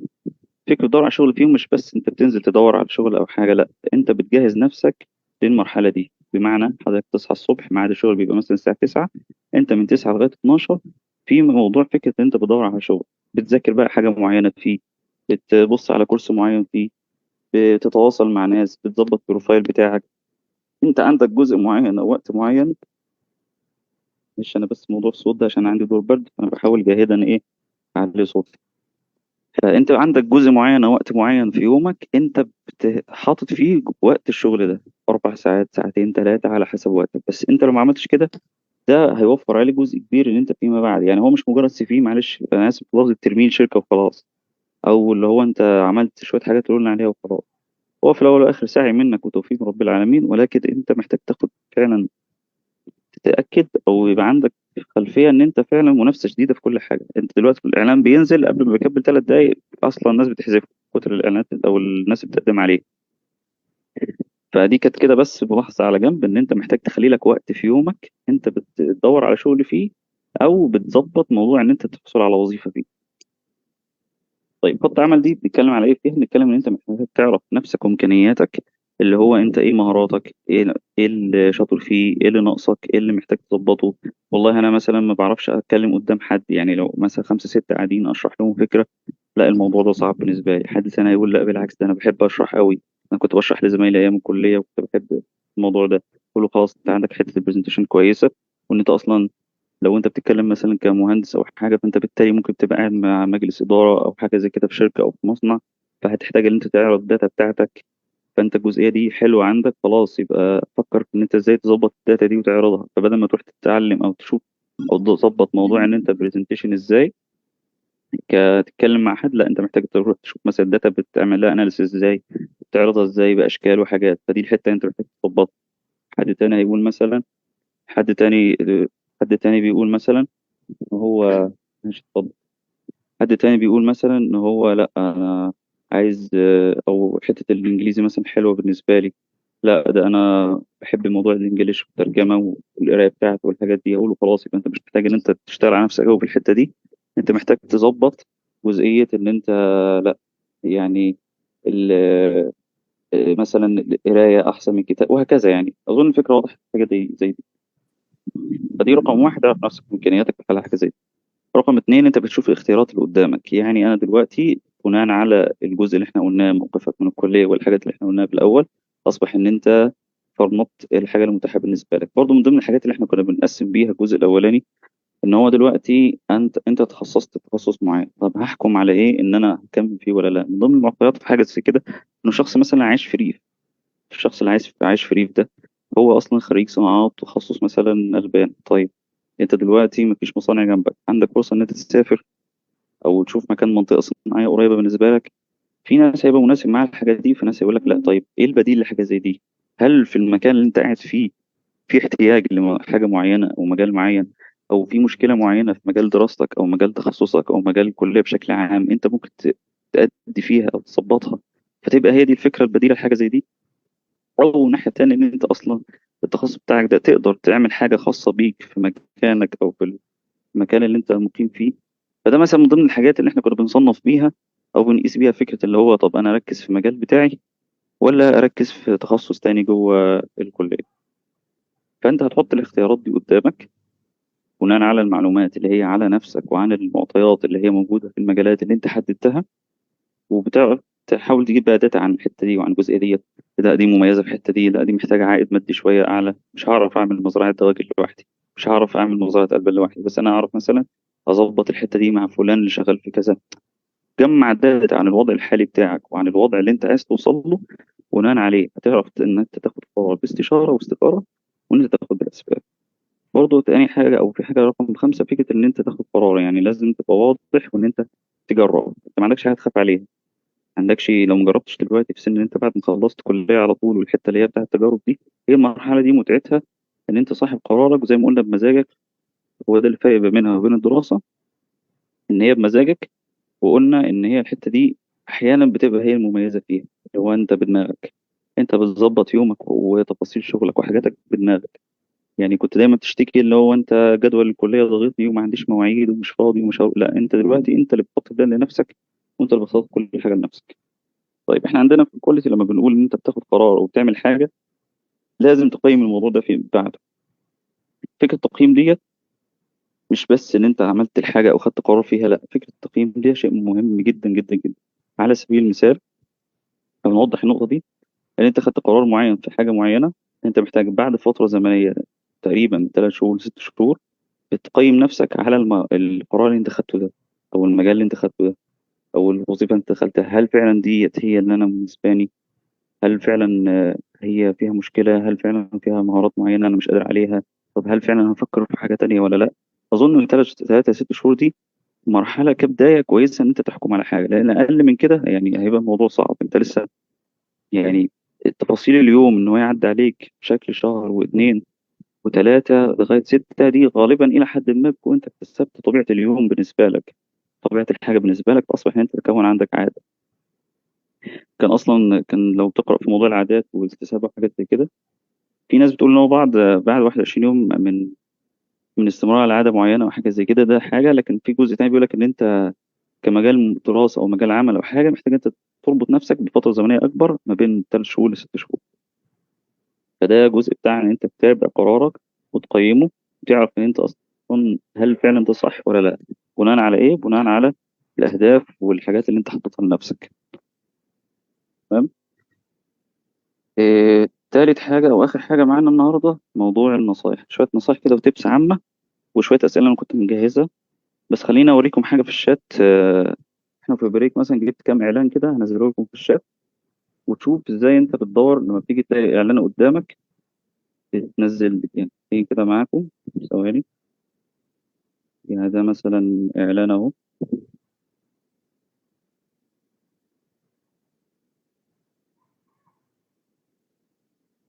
ده مثلا شركة دواجن وطنية منزلة إعلان. هو لما كتب عايز مهندس إنتاج دواجن، عايز تحط حاجة اسمها تسمين، طيب وعايز حاجة اسمها تخصص دواجن أمهات، وعايز حاجة اسمها جدود، عايز حاجة اسمها التفاصيل دي. أنا محتاجة خلاص، أنا عرفت إن أنا مهندس إنتاج دواجن في التسمين، أنا بعرف أنا ده أصلا إن أنا واخد خلفية عنه وعارف فلان وفلان فيه، وعارف مين اللي شاطر فيه، وعارف حد أو بيج بتنزل فيه. فأنا عندي داتا في الحتة ديت، اللي هو لما هشوف حد عايز مهندس إنتاج دواجن تسمين دي أروح أقدم فيه. كمان بقى المتطلبات إن هي مثلا بيكون طالب حاجة معينة أو حاجة تانية. خلينا برضه نشوف تاني.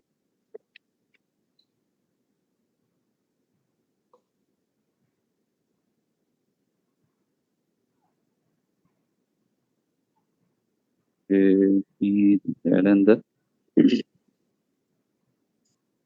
مثلا حد بيتكلم في ان هو عايز حد خبره في محصول معين لفتره زمنيه معينه في طريق كذا مكان كذا. برضه من ضمن الحاجات ان انت بتلاقي احيانا اعلانات خصوصيه جوه تخصص معين بتيجي بعد فتره من الزمن. طيب احنا هنا نطلع سؤال فكره اللي هو طيب انا دلوقتي واحد عايز خبره، تمام، وبلاقي اعلانات عايزه حد خبره، طب هنعمل ايه في الموضوع ده؟ الجزئيه ديت ليها اكتر من شق اجابه، وعايزك تركز معايا في الجزئيه دي. أول حاجة، في أصلا أماكن بتطلب ناس في الشات بس، في ناس بتطلب ناس خبرة بس. مش كل الإعلانات أو كل الناس بتطلب حد خبرة بس. واللي في سوق أو شغال في حاجة زي كده هيعرف إن هو في أماكن أو في حاجات ما ينفعش حد خبرة يكون فيها. ما ينفعش حد عنده 10 20 سنة هو اللي يعمل حاجة معينة، أو جوب أو وظائف معينة، جوب ديسكريبشن معين أو وظائف معينة أو مهام معينة في مكان ما. لازم حد يكون فريش اللي هو صغير. على سبيل المثال ممكن عندنا في الجودة بتتكلم إن أنت لو بتتكلم حد اسمه مراقب جودة، ده بيبقى أول حاجة خالص. ده الإنسان اللي بيعدي مثلا بياخد درجات حرارة معينة، بياخد سامبل أو عينات من حاجات معينة. ده اللي هو بيأدي البروسيس نفسها. اللي بيعمل اناليسيز للداتا دي واللي بيتابع الحاجات دي هو شخص مديره، فمحتاج ان هو حد خبره يعرف ان الموضوع ده اصلا ماشي صح ولا لا، او ماشي بالتولز او بالطريقه الصح ولا لا. وهو اللي بيبقى بيتعامل مع الاداره. فما ينفعش بتاع الفريش ده اللي هو واحد لسه مخلص احطه مكان ده، او ده احطه مكان ده. فهي سايكل كامله لازم، او زي ما نقول كده هي سلمه كلنا بنمشي عليها، او خطوات كلنا بنمشي عليها. من اول كبدايه ان انت بتبقى حاجه، تبدا مثلا جونيور، او تبدا لسه حاجه مهندس لسه صغير او حاجه، بعد كده بتبقى مشرف، بعد كده بتبقى مسؤول عن قسم او صاله، بعد كده بتبقى ماسك اداره. فهي اغلب الاعلانات اللي احنا بنشوفها طالبه خبره او ناس مديرين او حاجه، لان الموضوع ده مش عدده، يعني عدد الناس اللي في السوق خبرة في حتة معينة ده قليل، فبالتالي نلاقي إعلاناته أصلا منتشرة كتير. إن هو عايز حد مش لاقي الحتة بتاعت الفرشات. الفرشات دي أغلبا الناس اللي بيطلب فرش، لا إما بيكون حد بيكتفي من حد يرشح حد عنده، أو بيكتفي إن هو بينزل إعلان مثلا على نطاق معين وبيتقفل على طول. فده سبب من ضمن أسباب إن أنت بتلاقي كل الإعلانات أصلا منزلة إن هو يقول لك عايز حد خبرة، عايز حد خبرة. الجزء الثاني أو في اللي إجابتنا على سؤال موضوع حديث التخرج ده، كان في حد برضه من كام يوم بعت لي على لينكد ان بتسالني بتقول لي انا دلوقتي خدت كورسات في كذا وفي مواصفات كذا واشتغلت او عرفت كذا كذا، وعندي معلومات في واحد اتنين تلاته وشاطره في تسميع الحاجات دي. يوم ما عملت انترفيو طلبوا مني ان انا اكون دخلت قبل كده اوبريشن، دخلت كان شغل في فندق، دخلت فندق قبل كده. فده كان العائق بالنسبه لها ان هي ما دخلتش صاله قبل كده وما دخلتش اوبريشن قبل كده، ما تعرضتش لوظيفه او ليوم اصلا العمل نفسه. تمام. مين حد في الشات بيقول المشكله انه بيكون عاوز خبره؟ ما احنا بنتناقش اهو فكره الخبره دي. فالبنت دي زميلتنا دي لما قالوا لها عملت انترفيو اونلاين وكل حاجه ومعلوماتها كويسه ومذاكره وكل حاجه، بس كان مطلوب ان حضرتك تكون نزلتي اوبريشن قبل كده او نزلت مكان علشان تشوف الحاجه دي على ارض الواقع. ليه؟ لان هي اصلا الحته كانت مقدمه في حاجه محتاجه ان حد يكون مسؤول عن كل حاجه، وهو الشخص اللي هيعلم الناس الجزئيه دي. فدي محتاجه حد خبره وعنده خلفيه علشان يشرح للناس ويكون مسؤول بالقدر الكافي فيها. برضه عايز اقول لفت نظرك لحاجه، ان احنا مجالنا متعلق بالامن بتاع امن الغذاء، واللي هو حاجه ليها علاقه بالدول والسياسات وحاجه كبيره، خصوصا لو الموضوع متعلق بحاجه استيراد وتصدير او حاجه كسياحه او حاجه زي دي. الوظائف دي بتكون حاجه حساسه شويه، محتاجه يكون شخص على قدر من المسؤوليه. فبالتالي بتلاقي ان الناس بتبقى عندها اشتراطات شويه صعبه في فكره ان هو، او في بعض الاماكن يعني، ان هو بيبقى محتاج حد شخصيته قويه قوي علشان يعرف يحكم مكان ويبقى صاحب قرار. ان هو مثلا حاجه بتشاية ولا حاجه بالرقم الفلاني تكلفتها، هو يقول تطلع او ما تطلعش، ترجع ما ترجعش. الموضوع فعلا دي يعني بيبقى شخص مسؤول، ولازم يكون بالقدر الكافي مؤهل علشان يبقى هو صاحب مكان، هو اللي يستأمنك على الحاجة دي. وانت حط نفسك مكان الشخص اللي قدامك، هتلاقي ان هو فعلا الحتة دي متغطية يعني، او عنده حق يعني. فقلنا في الحتة دي كنت بستشهد بالموضوع ده عشان اقول لك موضوع التدريب، موضوع ان انت تنزل مكان المفروض ده كان الكلية بتنزله او بتوفره احيانا، التدريب الخارجي او الحاجات دي. ولكن نفترض ان هو دلوقتي ما كانش متاح معاك او ما نزلتش حاجة زي كده، ففي بينزل اعلانات اصلا سواء بتكون بشكل مدفوع او سواء بتكون بشكل مجاني على تدريبات للناس الخريج وده سنة رابعة. يعني كان في حد بيقول لو انت ما قدمتش في 30 40 50 تدريب، انت ما قدمتش على تدريب. ما تبعتش لشركه واتنين وبس تقول انا كده بعت. لا، انت محتاج ان انت تبص يعني اي حد، اي حته في النطاق بتاعك تعرف ان حد دي فرصه تدريب او فرصه شغال في المجال بتاعك في الحته اللي انت عايز تدور فيها، روح واعرض الموضوع عليهم. روح امسك سي فيك كده، وان شاء الله هحاول ابعت لكم على الشات شويه حاجات بتتكلم في تفاصيل السي في وتفاصيل الانترفيو والحاجات ديت بشكل بسيط وخلاصه الموضوع ده، لان انت لو كتبت على حاجه زي كده على الناس هتتوه، هتلاقي حاجات كتير. فان شاء الله انا هبعت لك على الشات بتاعنا اللي هو على الواتساب ده كام حاجه، تيبس كده في موضوع السي في وموضوع الانترفيو، وشويه تيبس كده ان شاء الله تفيدك في حاجه زي دي. الشاهد احنا بنتكلم على فكره ان انت حاول تجتهد ان انت توصل او توصل لقدر المستطاع من المساحه اللي شغاله في مجالك حواليك، علشان تكون فرصه على الاقل لو ما كانش وظيفه على الاقل تدريب. والتدريب ده غالبا دلوقتي اصبح ان هو يعني، احنا كان برضه دفعتنا والناس اللي قبلنا وكده كانت ايام كورونا، فالموضوع كان صعب. ف لكن دلوقتي اصبح الحمد لله يعني، ربنا يعافي ويسلم انه ما يحصلش حاجه، في فرصه لحاجه زي دي سواء بشكل مدفوع زي ما قلت لك او بشكل مجاني. برضه في اماكن سواء بتدي كورسات او تدريبات حاجه زي كده، بيبقى عندها شق موضوع التدريب دوت جزء من الخدمات اللي هي بتقدمها يعني. طيب برضه على ذكر الموضوع، لو بنتكلم على مكان بيدرب ناس هو اصلا بيوصل له عائد على الموضوع ده، من حيث برضه نسب، في حاجه كده قانونيه، موضوع الضرايب والحاجات دي بتقل عليه شويه، وزائد ان انت بتخلص له شويه تاسكات هو عنده، فبيوفر يريح موظفين بتوعه مثلا شويه، يديهم اجازات، حاجات زي دي. فالمنفعه متبادله، مش بس اللي هو انت هتروح لحد فهو انت بس المنتفع منه يعني. كمان فكره الخبره دي بتتكسر بموضوع التطوع برضه، سواء على موضوع الجزئيه بتاعت سوفت سكيلز او على الهارد سكيلز والتكنيكال. على سبيل المثال زي ايه؟ آه، ممكن مثلا حد بيكون متطوع في حاجه ليها علاقه مثلا ب على سبيل المثال كتابه شيء معين مثلا، او مش لازم تطوع اللي هو عمل خيري بس تروح توزع وجبات والحاجات دي يعني، ده فعلا نعمه وحاجه كويسه وفعل كويس، بس انا بتكلم على تطوع في مجال او في حته انت بتضبط نفسك فيها ضعيف فيها كسكيلز، سواء من ناحيه السوفت او كسكيلز من ناحيه الهارد. اللي هو يعني سي مثلا ممكن حد يكون تعرفه محتاج حد يعمل له آه، كتابة جزء معين أو بوستات معينة أو حاجة معينة أو تقارير معينة على وورد مثلا. أنت شخص ما اشتغلتش حاجة دي قبل كده، بس تعرف حد مثلا جيرانك أو حد صاحبك أو حاجة محتاج حد يكتب له شوية داتا مثلا عشان هو بينزلهم على البيج عنده أو حاجة. يمكن دي ملهاش دعوة علاقة بشكل مباشر بالزراعة، بس حاجة كمهارة أنت محتاج ألف ب كمبيوتر، ألف ب يعني تحت الألف ب بالنسبة لحد شغال في مكان، أنت بتعرف تشتغل على الكمبيوتر، بتعرف تكتب ريبورت، بتعرف تكتب على وورد كويس، تعرف يعني حتى لو شباب معانا شباب خارجين، أنت لما تروح الجيش برضه يطلب منك يقول لك مين شاطر في الكمبيوتر، مين بيعرف وورد وإكسل، يعني بقى شيء أساسي في كل حاجة. فالحتة دي محتاجة أنت تضبطيها مثلا على سبيل المثال في موضوع الطباعة زي ما قلت لك. كل بقى يعني مش هعرف أضرب أمثلة قوي على أساس إن كل واحد فينا عنده حتة معينة محتاج يظبطها، سواء بالحتة دي بيغطيها من جزئية الوظيفة أو المجال اللي هو متاح، وجزئية أو الحاجة اللي هي تخصصية فنية قوي هو محتاج يظبطها. في الشات حد خبرة سنتين مثلا في المجال ده كورسات. ما أنا بقول أهوت فكرة الخبرة ديت بتتقاس بأكتر من حاجة. يعني هو عايز حد خبرة هنا سنتين ماشي، بس السنتين ده في حد أقل منه، أو هو بيتكلم عن سنتين عشان حد تخصص قوي في موضوع محصول عنب، وعايز حد متخصص في الموضوع ده اشتغل فيه قبل كده سنتين. سنتين ده ممكن يكون زمن الدورة بتاعته تقريبا أو حاجة، أو زمن دورتين أو حاجة، فهو بيقيسوا بناء عليه. لكن في أماكن بيحتاج إن هو حد فريش بس، مجرد فاهم الأساسيات وحاجات زي دي وخلاص يعني. نزلت اتعاملت أرض الواقع، بس ككورس ده هيبقى إيه؟ أهل الوظيفة. أنا مش فاهم السؤال يا ندى، مش فاهم سؤالك، ممكن تعيدي تاني؟ فقلنا حديث التخرج، موضوع التدريب وموضوع التطوع وموضوع السي في. طيب برضو حته في جزء السي في انا مش هتكلم في تفاصيل وابعت لكم قلت لكم حاجات على الشات، بس في حاجه. جزء السي في دوت احنا كان بيتقال لنا نصيحه او تجربه اكتر من حد، ان انت تمسك السي في بتاعك ده وتنزل بنفسك لشركه كذا وشركه كذا وشركه كذا، اما بتسال على تدريب او بتسال على شغل بتسيب لهم السي في بتاعك.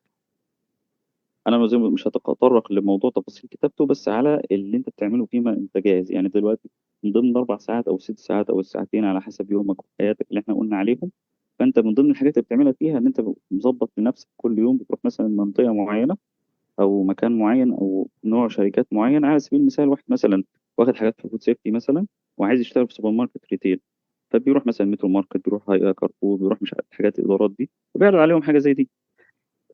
على سبيل المثال حاجه زي كده، انت بتروح بتدي ده، بتطلب ان انت تقعد مع الاتش ار، بتطلب ان انت تقعد مع حد في المكان ده كاداره، تقول له انا محتاج ان انا اداره، محتاج ان انا كذا، لو في فرصه عندكم. مش هتلاقي ممكن وش حلو في الاول، او مش هتلاقي الموضوع بالشكل السلس او السهل الحلو ده، ولكن انت عم خدت بالاسباب، من ضمن اخذ بالاسباب اللي انت بتاخده ومن ضمن السعي بتاعك. وبرضه بتحاول ان انت توصل زي ما قلنا الموضوع دوت لجيرانك واصحابك واهلك والناس اللي هي ممكن ترشحك في حاجه زي كده. ده مثلا جزء من الموضوع ان انت ازاي تحصل على موضوع الخبره دي، او جزء ان انت مارست الحاجه بشكل ما. برضه حاجه اخيره، مش لازم برضه يكون ان انت حاجه المجال اللي انت حددته والحاجه اللي انت قلت خلاص انا هشتغل الحاجه دي الجزء ده بس، ان هو ده الحاجه الوحيده اللي انت ترضى بيها. والله ربنا ييسر واكرمك بحاجه تقدر، بدل ما انت قاعد في البيت مثلا او الموضوع دوت مؤثر عليك، او محتاج ان انت يكون عندك دخل خاص بيك او حاجه زي كده، ممكن تاخد ان انت لو اتعرض قدامك حاجه بسيطه تدر عليك دخل حتى تغطي مصاريفك انت عشان موضوع العبء الاهلي وحاجه زي دي، او على الاقل ان انت بتوفر مصاريف تعرف تاخد بيها كورس او تشتري بيها حاجه ليك انت، او من ضمن متطلباتك او حاجتك. على سبيل المثال اي حاجه بسيطه، والله حد شاطر في الصيدليه، حد في سوبر ماركت جنبه يعرف حاجه، حد كذا. يعني بتبقى شكل مؤقت ان انت تكسر حاجز كذا، والشغل بيجيب شغل على رأي زي ما بيقولوا يعني.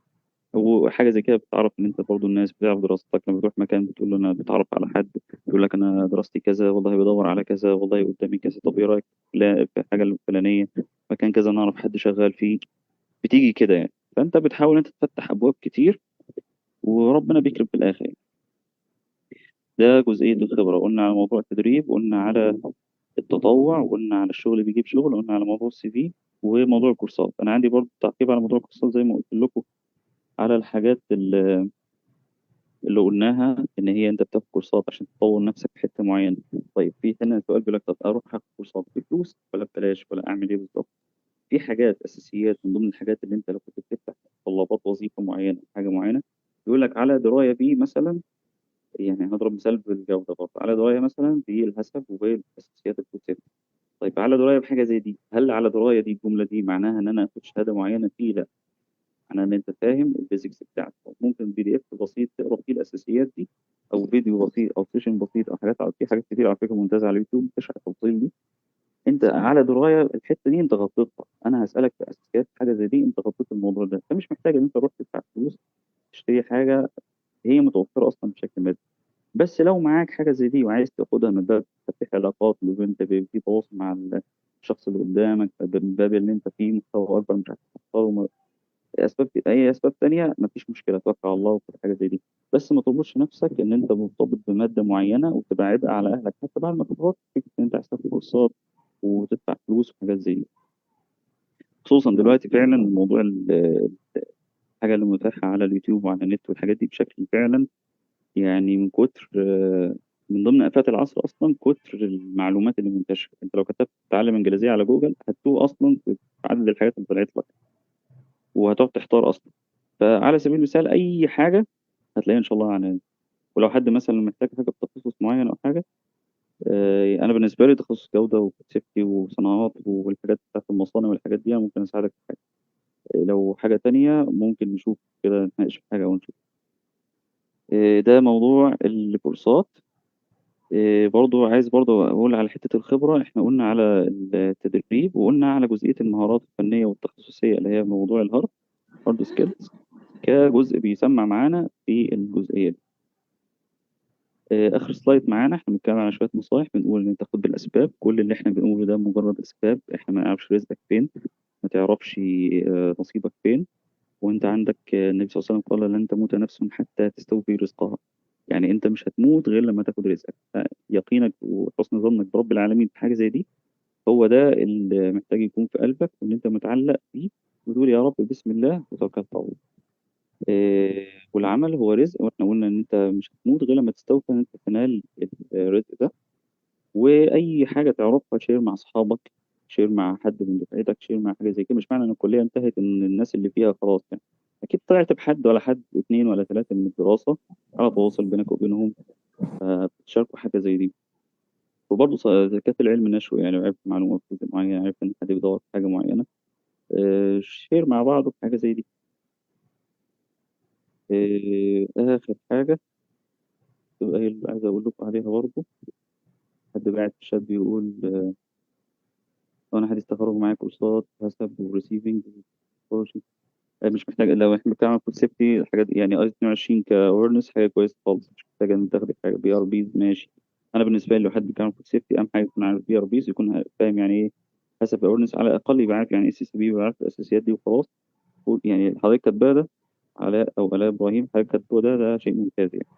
مش محتاج حاجه يعني، شيء كويس جدا يعني. في ناس بتشتغل يمكن الاساسيات دي مش متاحه معاها قوي يعني، فده ممتاز. طيب احنا دلوقتي الساعه 8:30. انا يعتبر خلصت الجزء اللي انا بتكلم فيه. لو حد عنده حاجه عايز يسال فيها يستفسر فيها، ممكن يكتب لنا في الشات. ولو حد عايز يتكلم صوت او فويس نسمعه، ممكن يبقى ريز هاند كده، نقول له اتفضل يبقى.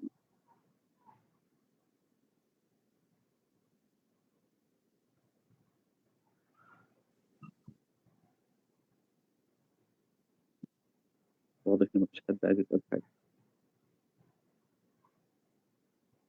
طب ده معناه انه الحمد لله احنا تناولنا كل حاجه ولا ايه؟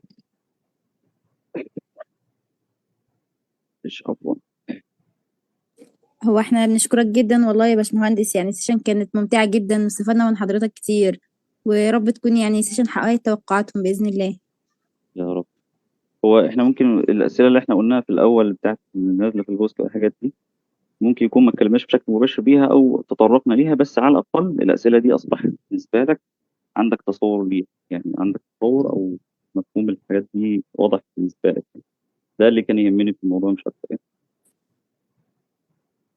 اللي هو موضوع الكورسات وموضوع الخبره وحديث التخرج وموضوع المهارات والعلاقه ما بين دراسه وسوق العمل. احنا اتكلمنا في الجزئيه بتاعت العلاقات، بتاعت ان هي معلومه فنيه، وانها تكون حاجه معاك، ومتطلبات المرحله.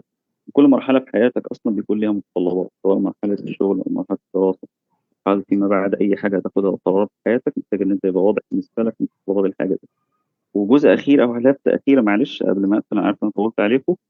زي ما احنا بنعمل بلان حاجات في حياتنا، سواء شغل او دراسه او وظيفه او جواز او اي حاجه، لو سمحت ما تنساش البلان الاساسي اللي حضرتك موجود عشانه في الدنيا دي. محتاج تحط بلان ان انت هتنجو في الاخره. ما ينفعش ان انت بتقول هعمل واخد كورسات واسوي، انت اصلا ما بتصليش، ما تاخدش باسباب ان انت اصلا نجاح. احنا موجودين في الدنيا دي علشان نعبد ربنا سبحانه وتعالى، ومكاننا الاساسي الجنه يعني. فدي كلها مجرد اسباب وحاجات احنا بناخدها في الحياه الدنيا. فما تخليش الحاجات دي هتبقى لب حياتك وهي دي اساسها وخلاص. لا يعني طلع الحاجات دي من قلبك، خد اسبابها، وما تبقاش بلان للدنيا وتنساش بلان للاخر. بس ممكن هتكتب لنا كورسات في التغذيه والجوده، ماشي، ممكن ابقى انزل لكم على الشات ان شاء الله. هو شات الواتساب. الله يجزيكم خير يا رب. يا رب. ممكن طيب لو في لينك لصفحة حضرتك أو أي حاجة نتواصل بيها مع حضرتك ماشي، مثلا، أو هنزل لكم ان بتنزل شاء حاجة الله على في الشاشات. الشات. هو الصراحه انا بشجعكم على فكره الشات دي، يعني حاجه كويسه انه الناس هتبقى على تواصل فيما بعد لو حد عايز حاجه. في نفس الوقت انا عندي شويه داتا كده ابعتها لكم، سواء على الموضوع بشكل عام، او لو حد عايز يشوف موضوع الجوده والحاجات دي برضه ممكن انزل له شويه حاجات كده تكست يبص فيها. اغلبها حاجات موجوده اونلاين ومش محتاج ان انت تدفع فلوس في كورسات ولا حاجه يعني. وفر على نفسك وعلى اهلك. خلاص انا هبعت لكم على الشات ان شاء الله اللينكات اللي قلت لكم عليها. وعايز اقول لكم برضه في سيشن حلوه خالص اسمها خطه العمل بعد التخرج بتاعت دكتور اسمه محمد حمد. الراجل ده عبقري الصراحه، وانا بتابعه من زمان قوي. وهبعت لكم ان شاء الله اللينك بتاع السيشن اللي هو اداها. هي في جزء الى حد ما عشان الامانه برضه انا خدت منه شويه افكار، بس الراجل بيشرح فكره ان انت بعد ما اتخرجت تحط لنفسك بلان بتفاصيل اكتر من اللي انا قلتها دي. انا كنت مغطي شويه فكره زراعه، فكره كتخصص، وفكره اللي هي تظبط الجي بي اس بتاعك، ولكن الراجل تطرق لشويه وسائل ثانيه ممكن نبقى نسمعها. هبعت لكم ان شاء الله الموضوع ده في الشات.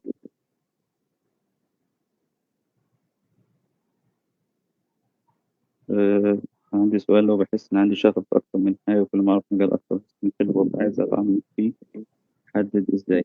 طيب هو بص، أنا عندي تعقيب على موضوع الشغف ده. الشغف ده أصلا بيجي إزاي؟ يعني الشغف ده عبارة عن إيه؟ أنا لو جربت حاجة لقيت إنها كويسة والحاجة التانية كويسة، حاجة كويسة، ده شيء كويس إن الإنسان نفسه بيتقبل وسهل إن هو يستوعب حاجة زي كده. بس أنا قلت لكم تقييم من 3 6 شهور ده حاجة تقييم، إنه مش بس الحاجة اللي أنا بحبها هو ده مجرد الهدف منها. معلش يعني في حاجات تانية، متطلبات تانية، سواء بقى يعني سواء مثلا عدد ساعات، طبيعة شغل نفسه، طبيعة العمل نفسه، المادة أصلا، الجزء المادي من الحاجة دي نفسها. في أسباب تانية غير إن الموضوع ده أنا بحبه وشغف. حاجة كمان، موضوع الشغف ده بيتعلق بفكرة إن هو مهارة معينة. واحد شغوف بالرسم، واحد شغوف بكتابة شعر، واحد شغوف ب- بحاجات اللي هي هوايات اللي زي دي، اللي هي حاجة أنت بتعملها حاببها بس في نفس الوقت ما بتدورش عليك عادي. لو أنت عندك حاجة زي كده، مهارة معينة أو حاجة معينة حاببها، زي صاحبنا بتاع الديزاين اللي قلنا عليه من شوية، وان هي حاجات تضر عليك دخل، زي الفل، 100 100 توكل على الله. بس هي الفكره في ان هو ما تربطش نفسك بفكره انا بحبه ومش بحبه وشغف ومش شغف الحته دي. ده يعني ده ليفل خليه بعدين تحب وما تحبش تفاصيل التخصص بتاعك بعد 3 4 5 سنين من شغلك. خليها بعد كده، خليها لما تمسك حاجه هتلاقي انه يعني احنا اتكلمنا بشكل عام، كل تخصص من التخصصات دي جواه تخصص تاني، جواه تفاصيل تانية، خليها احب ومش احب فيه. بس هتيجي على نفسك فتره معينه وتتقبل الموضوع ده. مواد الوظيفة لها علاقة بموظف جودة بحط صورة في السي في؟ والله على حسب. هو في ناس بتفضل تحط صورة، في ناس بتفضلش تحط صورة، على حسب برضه متطلب الشركة. بص هو برضه في جزئية في الحتة دي، موضوع السي في ورساله. إيه، في أحيانا ناس أو إعلان مثلا بيبقى طالب 1 2 3 4، فحضرتك محتاج إنك تبعت له السي في بتاعك مكتوب فيه 1 2 3 4 اللي هو طالبه. ما يبقاش هو طالب 1 2 3 4 وانت بعت له سي في مكتوب فيه كورس في المبيعات وكورس في التسويق وكنت هيد اوفيس مش عارف بي ار مش عارف اسمه ايه، كنت مش عارف مين، ومالي له حاجات ملهاش علاقه باللي هو عايزه. هو عايز حد شغال في 1 2 3، انت كاتب له حاجات وبعت حاجات وخلاص. دي حاجه. الحاجه الثانيه، مفيش سي في بيتبعت لكل الناس كل التفاصيل وحاجات زي دي. انت محتاج تعمل اديت جزء معين على الجوب ده معينه او على المتطلبات اللي هو حاططها. وكل ما يكون الماتش ما بين المتطلبات اللي هو منزلها في الاعلان او اللي هم عايزينها في المكان ده، كل ما يكون الماتش مع السي في بتاعك، كل ما تكون فرصه احسن انت تتقبل ان شاء الله يعني. الهندسه ممكن تبعت لنا هيد مثلا في الجروب الرسمي، ماشي. ان شاء الله ننزلهم ويتداولوها يعني. انا بشكر الشباب كلهم اللي حضروا النهارده، وبشكر التيم طبعا. يعني انا متابعكم اصلا من ايام ما كنت انا في الكليه، ده هو الموديل ده. فيعني ناس ما شاء الله عليهم مجتهدين وموفرين جزء كبير ما كانش حد نجح فيه تقريبا. انا كنت انشطه طلابيه برضه في الجامعه وفي الاتحاد حاجات زي دي، يمكن على المستوى اللي ما شاء الله كبير ده والمحافظات ما كانش حد او ما عرفناش نوصل له يعني لعوائق كتير يعني. فيعني عاش ليكم، ربنا يجزيكم خير وينفع بيكم، وكل الشكر ليكم ولأي حد مثل معايا. خصوصا أنا بحب أشكر برضه المهندسة آية طالحين لأن هي اتصلت معايا وهي اللي كانت سبب في السيشن دي. ربنا يتقبل ويجعلها في ميزان حسناتها. شكرا ليكم. حد عايز يقول حاجة تاني؟ شكرا بالحضور. طيب لو الفورم دي برضو الشباب واضح إن هم محتاجين يملوها، يا ريت بعد ما الناس تخش القايمة حد عنده سؤال أو حاجة قبل ما أمشي؟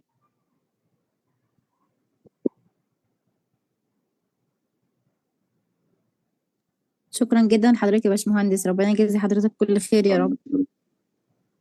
يا رب آمين وإياك. ربنا يبارك فيكم ويحفظكم. إن شاء الله أنزل لكم الحاجات دي شوية كده على الشات إن شاء الله. ان شاء الله. شكرا ليكم والسلام عليكم. وعليكم السلام ورحمة الله. Recording stopped.